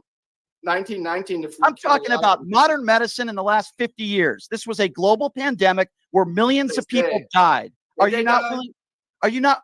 Oh, so now you're going to say they didn't die. I mean, What are people you? died, but did Are they you die of mini COVID? Alec? If you got hit by a car and you had COVID, a little bit of COVID, Right. and you got hit by Here a comes car and another they said COVID conspiracy. killed you. Come That on, is man, you know that 100%. happened. And where's your evidence of I'm that? literally repeating statistics from No, state you're websites. repeating conspiracy theories by idiots on the far right. Where is your evidence that if somebody was hit by a car, There's tons of that, evidence. So much. where is your evidence? Where is it? Where could we go see your evidence? You want to that look? it's- I mean, you have a So nice how many video. Do people you want died to of look it up COVID? right now? So I how think many you people should. died of COVID? Who cares? Doctor? I don't know. Who cares? I don't know. Yeah. So you don't know how many people died of COVID, but Yeah, you I want don't. to I don't argue with worship me. COVID numbers. Sorry. I don't Okay, worship so COVID so numbers. you I have have better no things to do with idea. my time. So you have no idea how many people died of COVID, yet you want to have a debate with me and downplay COVID. Do you realize Because how it stupid wasn't you sound? real. I mean, it was real, but it wasn't real like the media portrayed it as. Okay, so how real was it? They could change election rules without people freaking out, without the court stepping in so they could cheat. Come on, dude. The courts were too scared to move on these election rules being changed without state legislator approval because the courts were being scared that they would be called grandma killers, because that's what the media blasted out. And that was I mean, honestly, y'all on the left, you guys did a great job with COVID. You played us. First of all, let me an award for how so first of all, let me correct you again, because again, you have absolutely no idea what you're talking about. I'm not y'all. I'm not a Democrat. I'm a registered independent that did not vote for Hillary Clinton. I didn't vote for Barack Obama. I am anti-Donald Trump. And I know you think everybody on the planet that doesn't vote for Donald Trump must be a liberal, which is, by the way, the dumbest thing I've ever heard in my life. I'm a registered the Republican nominee. You're not a Republican. Is that okay? Okay, got you. So the Republican Party is led by the orange turd who's a liable sexual abuser and a 34-count felon. But okay, that's fine. If you don't vote for a 34-count felon, you're out of the Republican Party. Hey, that's a great way to win votes. Why do you think that the Republican Party has lost 7 of the last 8 popular vote in presidential election? Because there's too many people out there like you that spread conspiracy theories and nonsense. Oh, no, because they cheat in New York and Los Angeles. Oh, they cheat. Okay, Chicago. So let me ask you a question. Chicago, you trust the voting in Chicago? Do you think the voting in Chicago, mother effing Illinois, is honest? Serious question. I don't know why you need to swear. We're doing a live interview on the radio, and you show a lack of intelligence by doing that. Donald Trump says sometimes you got to add a little profanity to make it a good story. Well, that's a very intelligent thing to do. You got to add. Very intelligent. I use up here. I don't need to use profanity with you. So let me ask you a question. Yeah, you sound like a very intelligent person. So let's go back to 2016 for a moment, sir. Before the 2016 election, Donald Trump said that the election was going to be rigged, that Hillary was going to cheat, and that the Democrats were going to cheat. And then something interesting happened. Yeah, we swamped them. Okay, hold on. Let me finish. Hopefully you're smart enough to understand where I'm going with this. All right. Donald Trump won a free and fair election in 2016. Hillary Clinton conceded that night. And then for the next 3 years, I didn't hear any Republicans saying that, oh, well, it wasn't a fair election. It was illegitimate. Yeah, that was Hillary. Hillary was saying it was rigged. It wasn't. She conceded that night. No, it wasn't. No, it wasn't. You don't know what you're talking about. Hillary Clinton conceded that night. What the hell are you talking about? There wasn't an insurrection. And then she called her buddy Obama, and then they tried to literally force Trump out with some fake dossier. What are you talking about? She conceded. It literally happened, man. Come on. What do you mean, come on? Come on, dude. He won the 2016 election. He said it was going to be rigged. I guess it wasn't rigged. Was Donald Trump wrong in 2016? Hey, there were some weird things that happened in 2016. Trump swamped her so bad they couldn't. He won a free and fair, but he won a free and fair election. Why didn't they call Pennsylvania until like 3 a.m. in 2016? Okay, so you don't want to answer my questions directly. Is that what he won the election, but it wasn't free and fair. He won it despite the Democrats cheating. Okay, so the Democrats Donald Trump's got popularity. It. Okay, so with no evidence, the Democrats tried to cheat in 2016. With no evidence of widespread voter fraud, you claim that Donald Trump won the 2020 election. Yeah, because Philadelphia is like, you should really trust the results coming out of Philadelphia. No, I really trust Loomer Unleashed. You guys, no, I really trust people like you. You have a ton of credibility, Charles. So Charles, let me ask you a question. Yeah, you have a ton of credibility. Do you think Joe Biden's accomplished anything?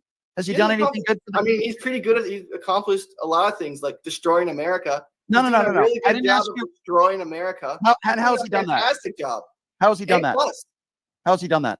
What policies? I mean, go get some gas. So you think Joe Biden sets the gas prices? Are you that ignorant?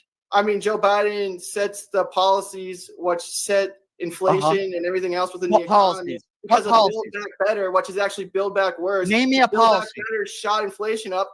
Oh, and Joe Biden doesn't let people drill anymore, so you can't get any oil. So gas is super expensive. Do you understand that the oil cost sets the standard for all inflation? So if you have high energy costs, it's a down.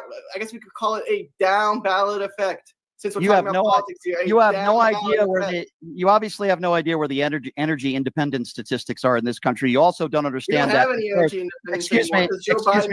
Excuse me. You're just throwing things at a wall and hope that they stick, and you have no idea what you're talking about. First of all, we had a war in Ukraine. How much was gas when Donald Trump left office? Okay, I'm gonna try to educate you. Ukraine has nothing to do with it. We weren't even really buying gas from Russia. Got you. Now we have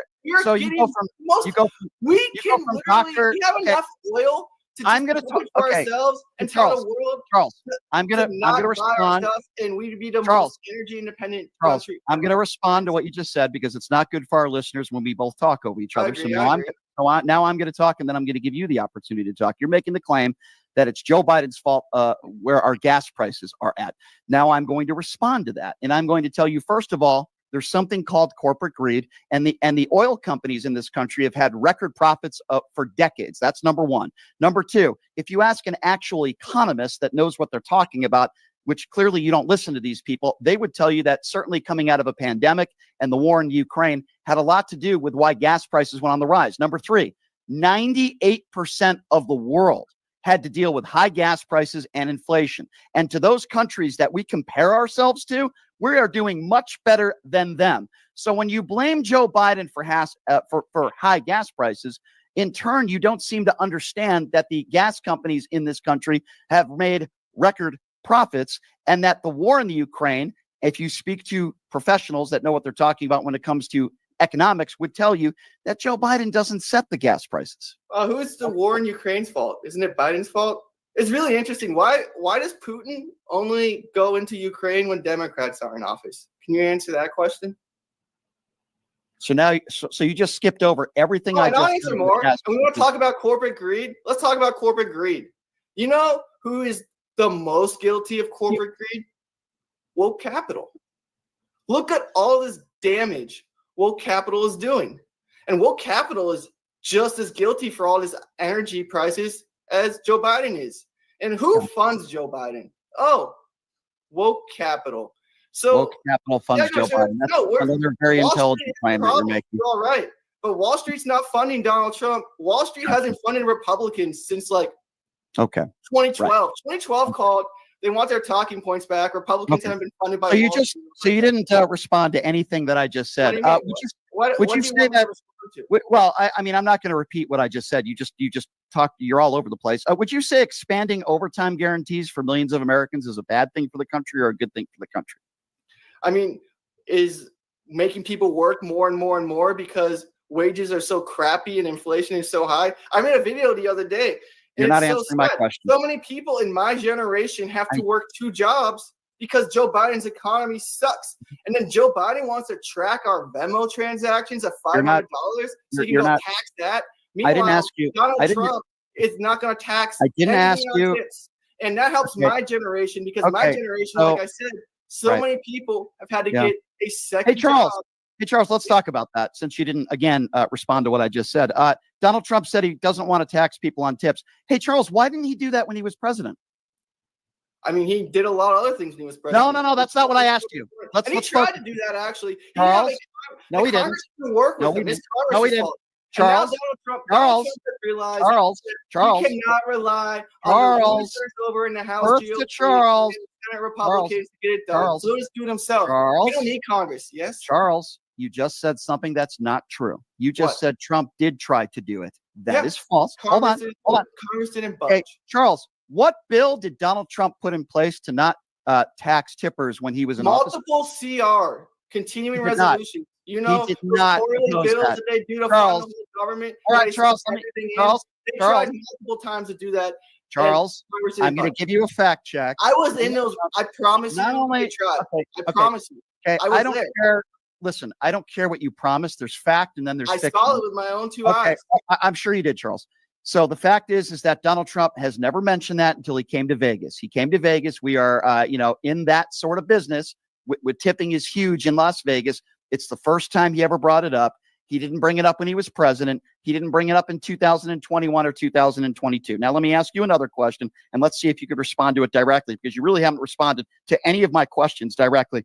Would you say gun violence prevention and gun safety, $286 million to student wellness and helping those that are suffering from mental illness, would you say that would be a good thing or a bad thing for the country? I mean, what does that even mean, suffering from mental illness? Like, what does that mean? Can you define it? Sure. Those that are suffering.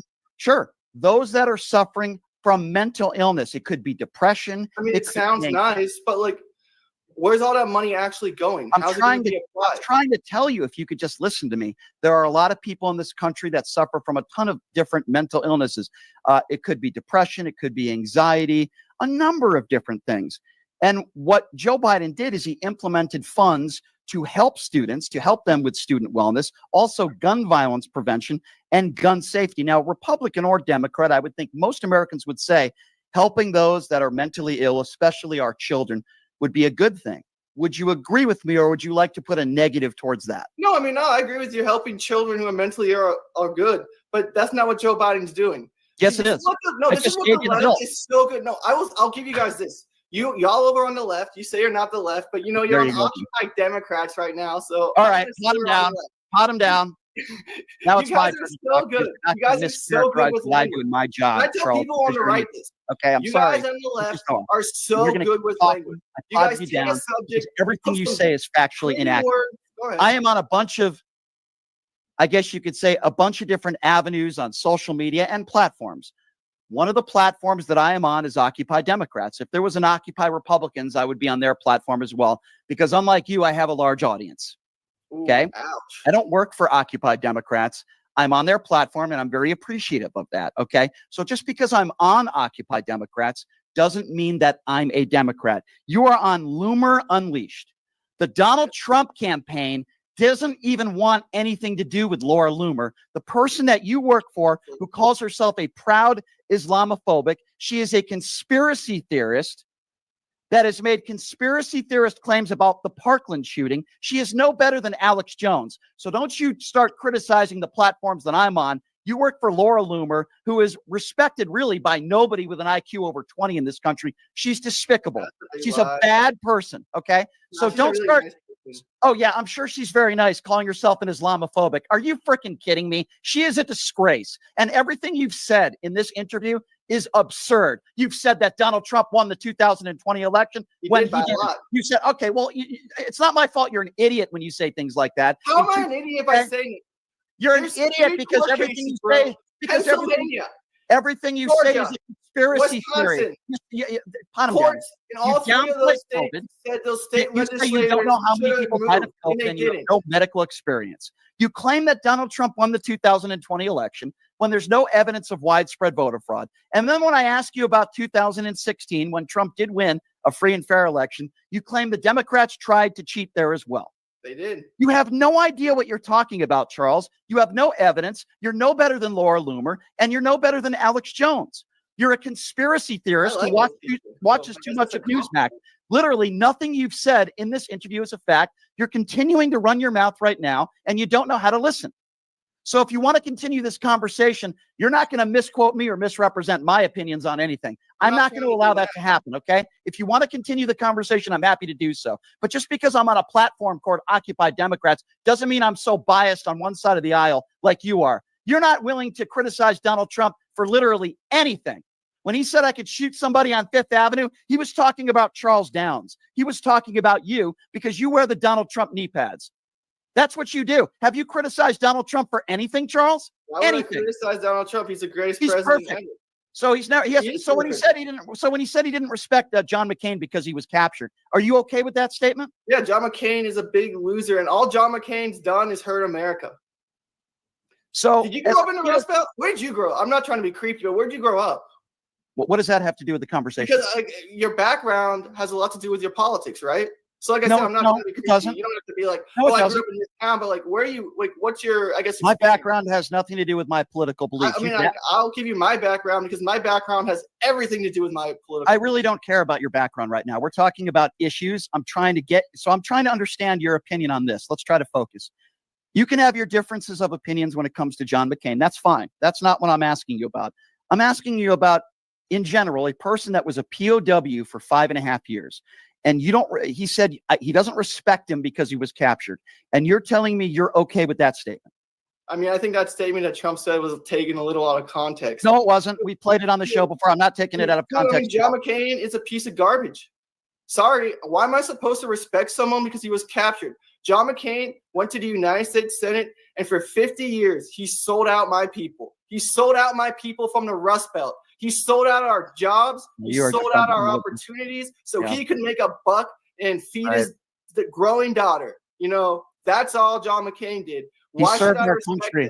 Because should I respect John it's McCain? called Why respect. should anyone from the Rust Belt respect I'm going to John answer your question because it's clearly something that you've never done because obviously you haven't served this country. He was a POW for 5.5 years and he was tortured. What do you mean, ooh? Are you that much of a complete seriously. jerk? What do you mean, ooh? You don't have respect for our brave men and women in uniform? No, I never said that. I said I don't have respect for someone like John McCain who went He to the was a United States Senate. POW for 5.5 Doesn't matter. He went years. to the United States Senate for 50 years and sold out America. I'm not talking about your political opinions on John McCain. It was Donald Trump that specifically said he didn't respect him because he was captured. You're defending that statement? Do you realize how awful that is, what you're defending? You realize how awful John McCain is? I'm going to say this one more time. I wish John McCain would get alive and go get captured again. I'd be super happy if that happened. Well, you know what? You know what, Charles? You're just an a-hole. You're just a bad person. You're a jerk. For you just to say that you want John McCain, if he was here, to be captured again, makes you a despicable turd. You are a despicable turd. What is even your education? You sound like you have a 20 IQ. How stupid are you? Really? I mean, how stupid are you? Where's your education? What are your degrees? Give it to us. I asked you about your background. No, I'll give you my background. I'll answer anything you have for me. I want to know what your education is. I mean, I went to Where did you go to college? Stupid. Paul Ryan school. Me and Paul Ryan had the same degree. You got a GED, so you're like Lauren Boebert. Did you go to college? Do you have a degree? Dude, I just told you I graduated from Miami of Ohio with the same degree as Paul Ryan. And what was your degree at Miami, Ohio? Education. And what was your degree at Miami, Ohio? Business and politics, like the best you could get. We're like the business number 3 and business politics school. at Miami, I'm a genius. High IQ genius. You're a genius. Yeah, you definitely sound like a genius, saying that you want somebody who is a prisoner of war who has passed away, if he was alive, to be a prisoner of war again. Let me be very clear. I wish you were a prisoner of war. I wish you were in a cave in Afghanistan with Lauren Boebert right now. I really do. I wish you would grow up in Rust Belt, Ohio and see how awful it is.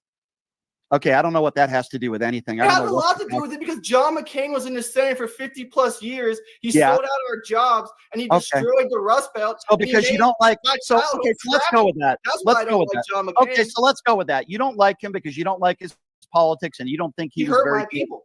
Okay, sure. So you're entitled to that opinion, but you're taking that opinion and saying you wish that he was a POW again. Do you realize how despicable that statement is? Do you realize how despicable John McCain has hurt people in the Rust Belt? He has flooded my community, my hometown with fentanyl. His policies are killing people and have killed thousands of people in Ohio. I'm sure it has. Yeah, I'm sure, he has. Yeah, I'm sure it has. Passed legislation that got people hooked on the opioids, dude. Okay, so what have we learned in this interview? We've learned that with no direct evidence of widespread voter fraud, Charles says that Donald Trump won the 2020 election. With no direct evidence, he says that the Democrats and Hillary Clinton attempted to cheat in the 2016 elections. He's downplayed COVID. He's called, hold on, I just want to review. He's called COVID the flu. He's also defended Donald Trump's statements when he said he didn't respect John McCain because he was captured. He also wished that if John McCain was alive today, that he would be a POW again. Charles, you sound like a very intelligent, very decent human being, but I wouldn't expect anything less from somebody who works with Laura Loomer, who is also a despicable human being. I'm sorry. The part where I said, I wish John McCain would get captured again and be held as a POW because of his horrific policies he enacted in the United States Senate. Right. If John McCain didn't go to the United States Senate for 50 years and destroy America, I never would wish that on him. Yeah. How much money do you make? My mouth. Gotcha.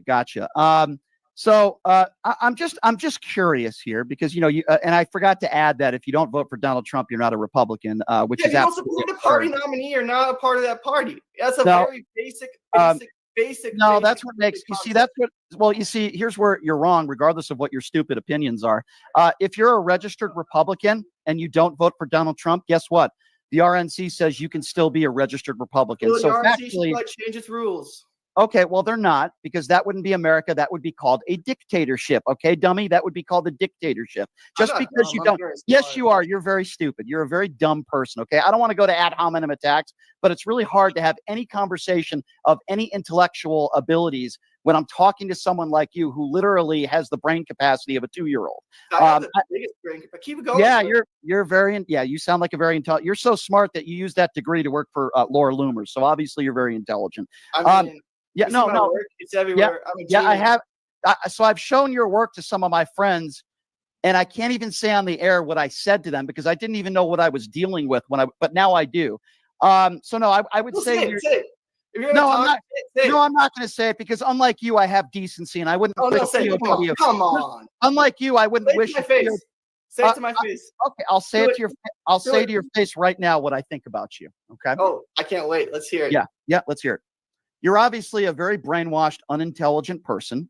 You're obviously somebody that only takes far-right conspiracy theories. You have no facts to back up any of your opinions. And quite frankly, sir, you're an embarrassment to this country. And that is why you are not on any legitimate network. And that is why nobody watches your stuff and you're on Laura Loomer TV or whatever the hell it is. You literally work for a boss who calls herself a proud Islamophobic and a conspiracy theorist who said there were actors in the Parkland school shooting. She's called Muslim savages, and that's who you work for. You have zero credibility. Laura Loomer has zero credibility, and you wear the Donald Trump knee pads 24/7. You are an idiot, and I would say that to your face as well. You are a moron, a conspiracy theorist, and a dope. That's what you are. You are a MAGA clown, and you are deplorable. And when Hillary Clinton said the word deplorable, she was talking about people like you. If you had to take an IQ test, you don't have an IQ over 20. You're a moron. That's what you are. The highest IQ, actually. Yeah, I'm sure. I'm just like Donald Trump. Right, just like Donald Trump has the highest IQ as well. Yeah, I'm sure you have a very high IQ. Me and Paul Ryan went to the same university. Who My ACT cares? had to Who be cares, very, you very, dope? very, Who very cares? high. Who cares, you Very dope? high. I don't care if Paul Ryan. Oh, by the way, Paul Ryan's a Democrat, right? He's a liberal. He's a Democrat. According to the Rhodes Scholar Charles, Paul Ryan is a Democrat because he's not voting for Donald Trump. Do you realize how ridiculous you sound? Literally, I try to have a conversation with you, and every single thing you say is not only wrong, it's a lie or it's a conspiracy theory. Trump won the 2020 elections. The Democrats cheated in the 2016 elections. They cheated in the 2020 elections. You downplay COVID. I mean, literally everything you say is a conspiracy theory. Can we talk about the J6 committee now? We haven't gotten there yet. That's probably one of your favorite movies, right? What? Is he still talking? Yeah, he's probably still talking. Go ahead. You can pot him back up. What do you think about Dinesh D'Souza? Do you like 2000 Mules? Is that your favorite movie? Is that my favorite? I mean, it's a great movie. It's great. Yeah, I'm shocked. I'm shocked you think it's a great. What do you think about the Confederate flag? You think that's good for the country? What do you think about that? I mean, someone wants to fly the Confederate Yeah, flag. so you're going to defend the Confederate. What do you think about Alex Jones? It's called the First Gotcha. Amendment. Gotcha. If someone wants to scream Donald, if someone wants to scream F Donald Pot him Trump, down they have a again. right to do that too. Pot him down again. Hey, That's what Joe. makes America great. I didn't say You they can didn't say have the and right do to whatever it. you You're so want, dumb, you as can't long even as you're answer the peacefully question. doing it. I Right? didn't ask you if people don't have a right or have a right to show the Confederate flag. I asked you what your opinion was of it. Are you not even capable of understanding a question? No, I am. Answer the. What do That you is think? my opinion. My opinion on the Confederate flag is if someone wants to fly it, they have every And right what to is your fly it. personal opinion about what the I flag grew up in the represents? Midwest. Why would I have a personal opinion on the Confederate flag? So It you don't doesn't have any have to be opinion my on what? background So and you don't what- what do you think about Alex Jones when he said the school shooting in Connecticut didn't happen? You okay with that opinion? You He has okay the with people First saying- Amendment right to say whatever. No, the he hell doesn't. You don't even know what the First Amendment right is, you dope. What? Just because that pertains to the I government. understand you can't They scream can't fire arrest in a you. movie theater, If but you're a what private Alex business Jones or a said is private not entity, at that you can't level. hurt people, It's not at or that you level. can't That's incite God's violence. issue. And it was doesn't proven in reach a that court of threshold. law that those parents who lost loved ones and children were getting death threats because of the things that From Alex Alex Jones Jones? said. You don't even know what the First Amendment Well, Alex is, Jones is and you don't responsible even for know other what it people's pertains to. actions. You can go on a sidewalk and say a school shooting didn't happen, but when you go on a private business entity with a large platform, you can't say things that can harm people or hurt people or incite violence. Do you not even understand what the First Amendment is, dude? Yeah, I do. Charles, do you not even understand? Yeah. Okay. So was Alex Jones calling up those parents, or were other people calling up those parents? Do you not even understand the Alex Jones case and why he got sued and why he lost? Do I have to explain it to you? No, you're not Okay. answering. You're accusing me. I'm not answering your questions. Now I'm going to ask a few questions. Sure. I was Sure. I was like I the can't wait. most respectful. So respectful, they said. No, you didn't. The first, Yeah, you weren't respectful at all. I literally have let you. You weren't. fire away You for weren't the last respectful at 30 all. minutes. The first 10 seconds of this conversation, you misrepresented me, you misquoted me, and you misquoted what I said at the Trump rally because you don't know what you're talking about. So I find that disrespectful. When you misrepresent what I think and what I say, That's when I get frustrated. So don't you give me this high horse. Oh, I've been so respectful to you. No, I've been the most respectful. You've disrespected POWs. You've disrespected John McCain is not a POW. He's a 50-year American sellout. Yeah, but I'm the one that who has more money, whose family has more money than 99.9% of America. Come on. Okay. So you want to.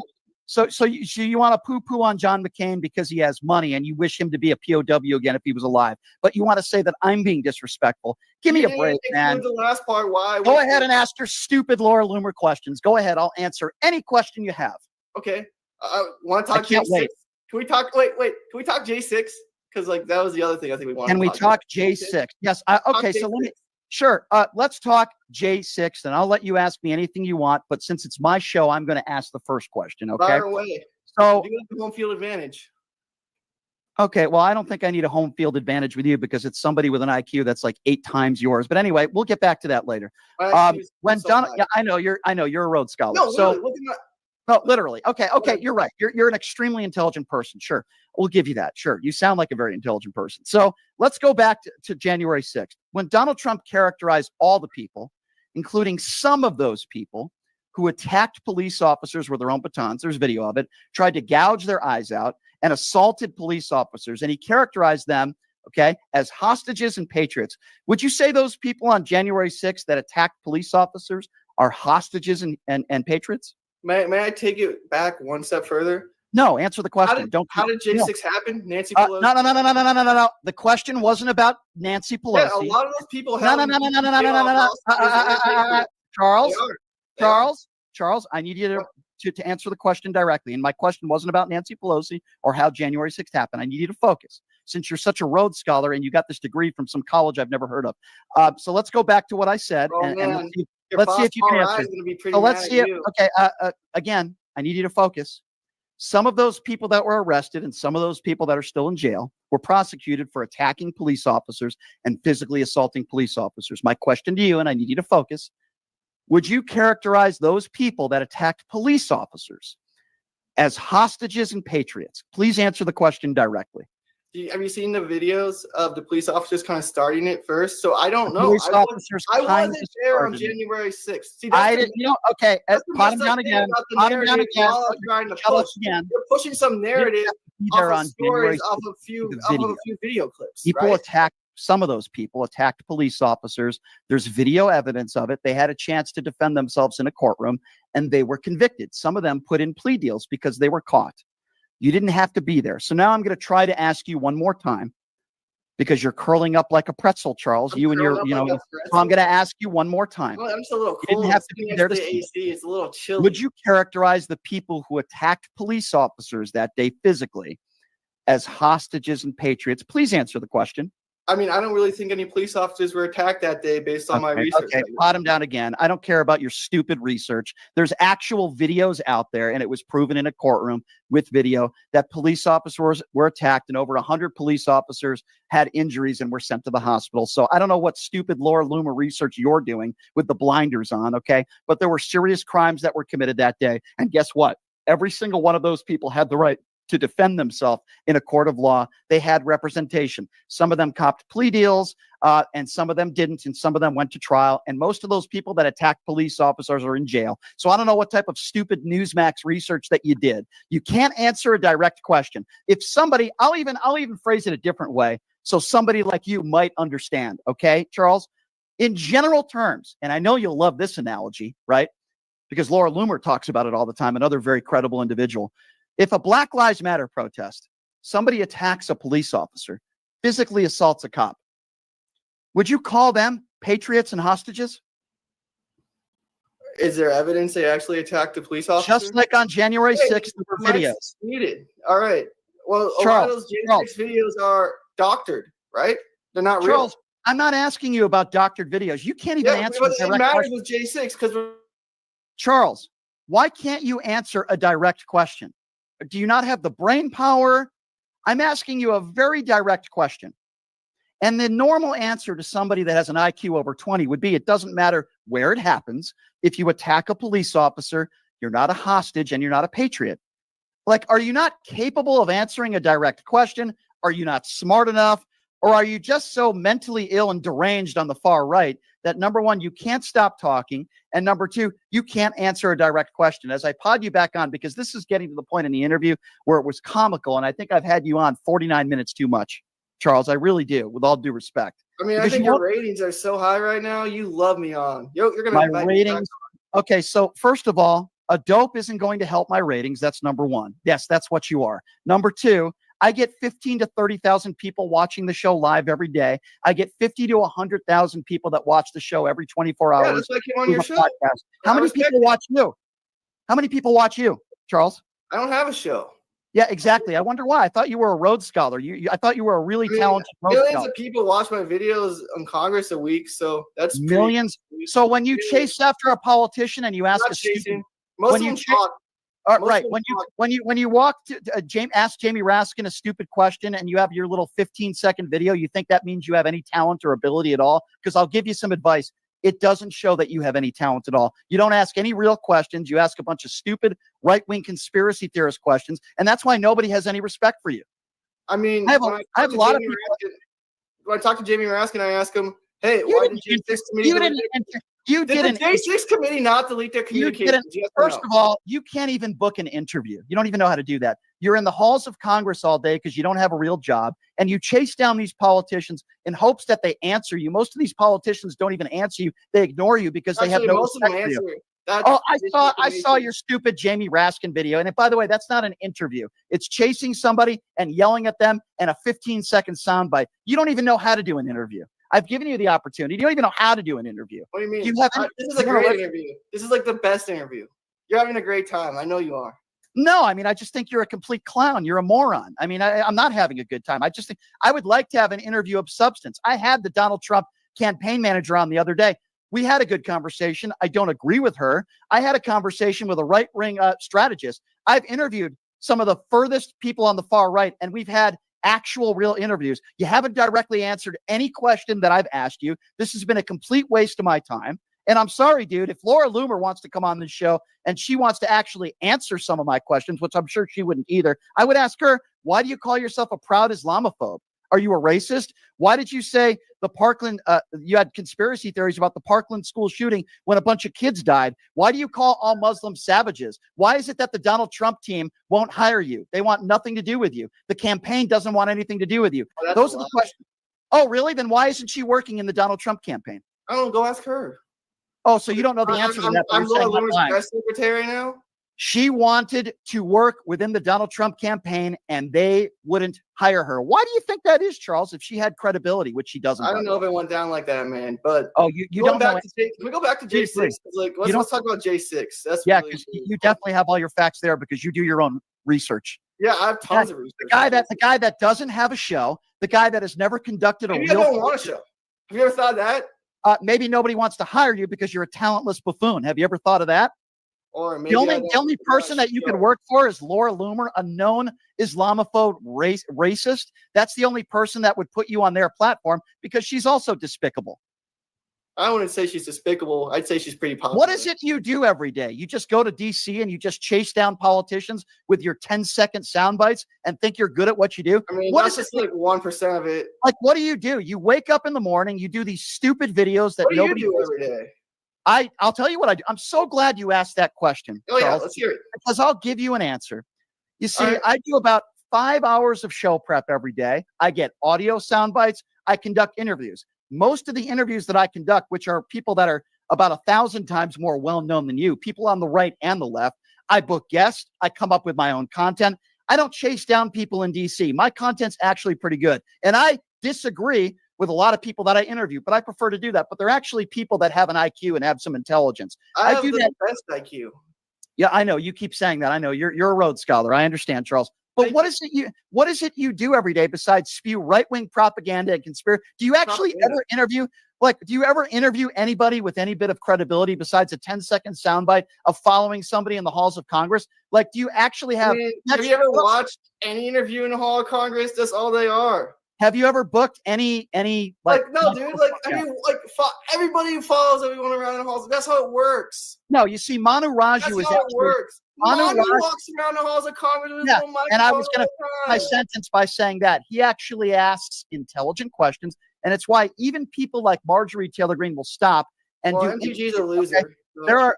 Oh, okay. Yes. Okay. Okay. Well, I'm happy that we agree on something. That's the one There thing we that go. We have one agreement. MTG's a loser.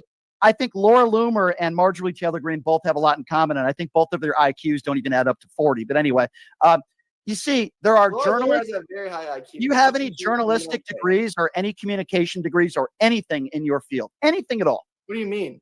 I literally graduated with business and political science communication. Okay, but do you have any communications degree or journalistic degree? Because you call yourself a journalist, you're an embarrassment. Business and political science don't need communication. Oh, I think if you want to be successful in business and political science, you have to be able to communicate. Because if you can't communicate your points, no one's going to buy your shit. Right. I know a lot of people are buying your stuff, Charles. There's no question about that. Yeah, I know a lot. What are you selling? What are you selling, Charles? Are you selling Trump on the 2020 election shirts? No, are you I'm selling not selling shirts. What are you selling? Are you selling anything? Are you selling? What are you selling? I think you're selling a load of crap, is what you're selling. Don't And worry about what I'm selling. More What I'm Loomer selling is isn't working. great. All right. Well, okay. So Isn't Charles, Trump winning? So Charles, I've had you on for 50 minutes. It's been very difficult to talk to you. I'm not going to lie to you. I'm going to be honest with you. And the bottom line here is you're going to go on social media and say, I destroyed that guy Shapiro with facts, when the reality of the situation is you've provided no evidence for any of your lies and conspiracy theories. You're not even capable of answering a direct question. I don't think you're smart enough. I really feel sorry for you, Charles. I really do. But good luck with maybe a show that you have down the road, and good luck chasing down. I don't even want a show, dude. Well, If I don't think. if I wanted a show, I would have a show. All right. Yeah, I'm sure you would. I'm sure it would be very, very successful because Yeah, you're it so would be like the most Right. highest rated show in history. People I'm like sure. me. People I'm sure. like me. Yeah. People like me. People I like think- Trump. People Yeah, don't I think like I'll Biden. say this. I'll give you credit for this. The same people that buy Donald Trump Bibles, the same people that buy their Confederate flags, the same people that will buy gold sneakers that are worth $10 for $750 probably do like you. I'm sure that there are some people out there on the far right that are bigots and conspiracy theorists, Alex Jones watchers, and watch Newsmax 24/7 because that's where they get their research from. I'm sure there are some of those people, not even all of them or the majority of them. There are some of those people, Charles, that will probably like you. Charles, I appreciate you coming on. Thank you very much. I think you're an embarrassment to journalism. And quite frankly, I think I just wasted 50 minutes of my time because you're a complete idiot. But thank you for coming. Hey, let me speak in your term. Sorry.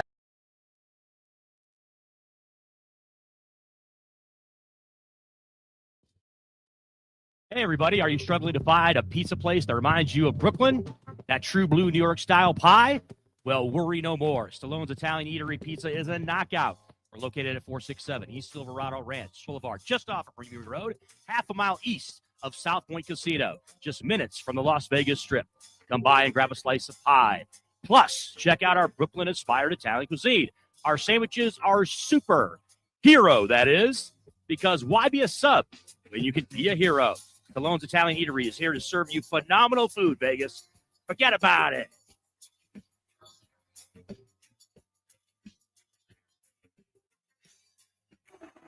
Who would have thought there'd be so many kids playing ice hockey in the desert? Jake Helb's Hockey Foundation and the Las Vegas Ice Warriors, founded by Gina Yusufzai 8 years ago, made it possible for families who can't afford the equipment and fees. Donate today at www.hockeyforkids.org and help us continue making a difference. Join us in supporting Jake Helb's Hockey Foundation and the Las Vegas Ice Warriors, where every kid gets a shot at the starting line. Just a reminder, our website is www.hockeyforkids.org. Have you ever dreamed of having your own radio show or a podcast, but just didn't think it was possible? Well, dreams can come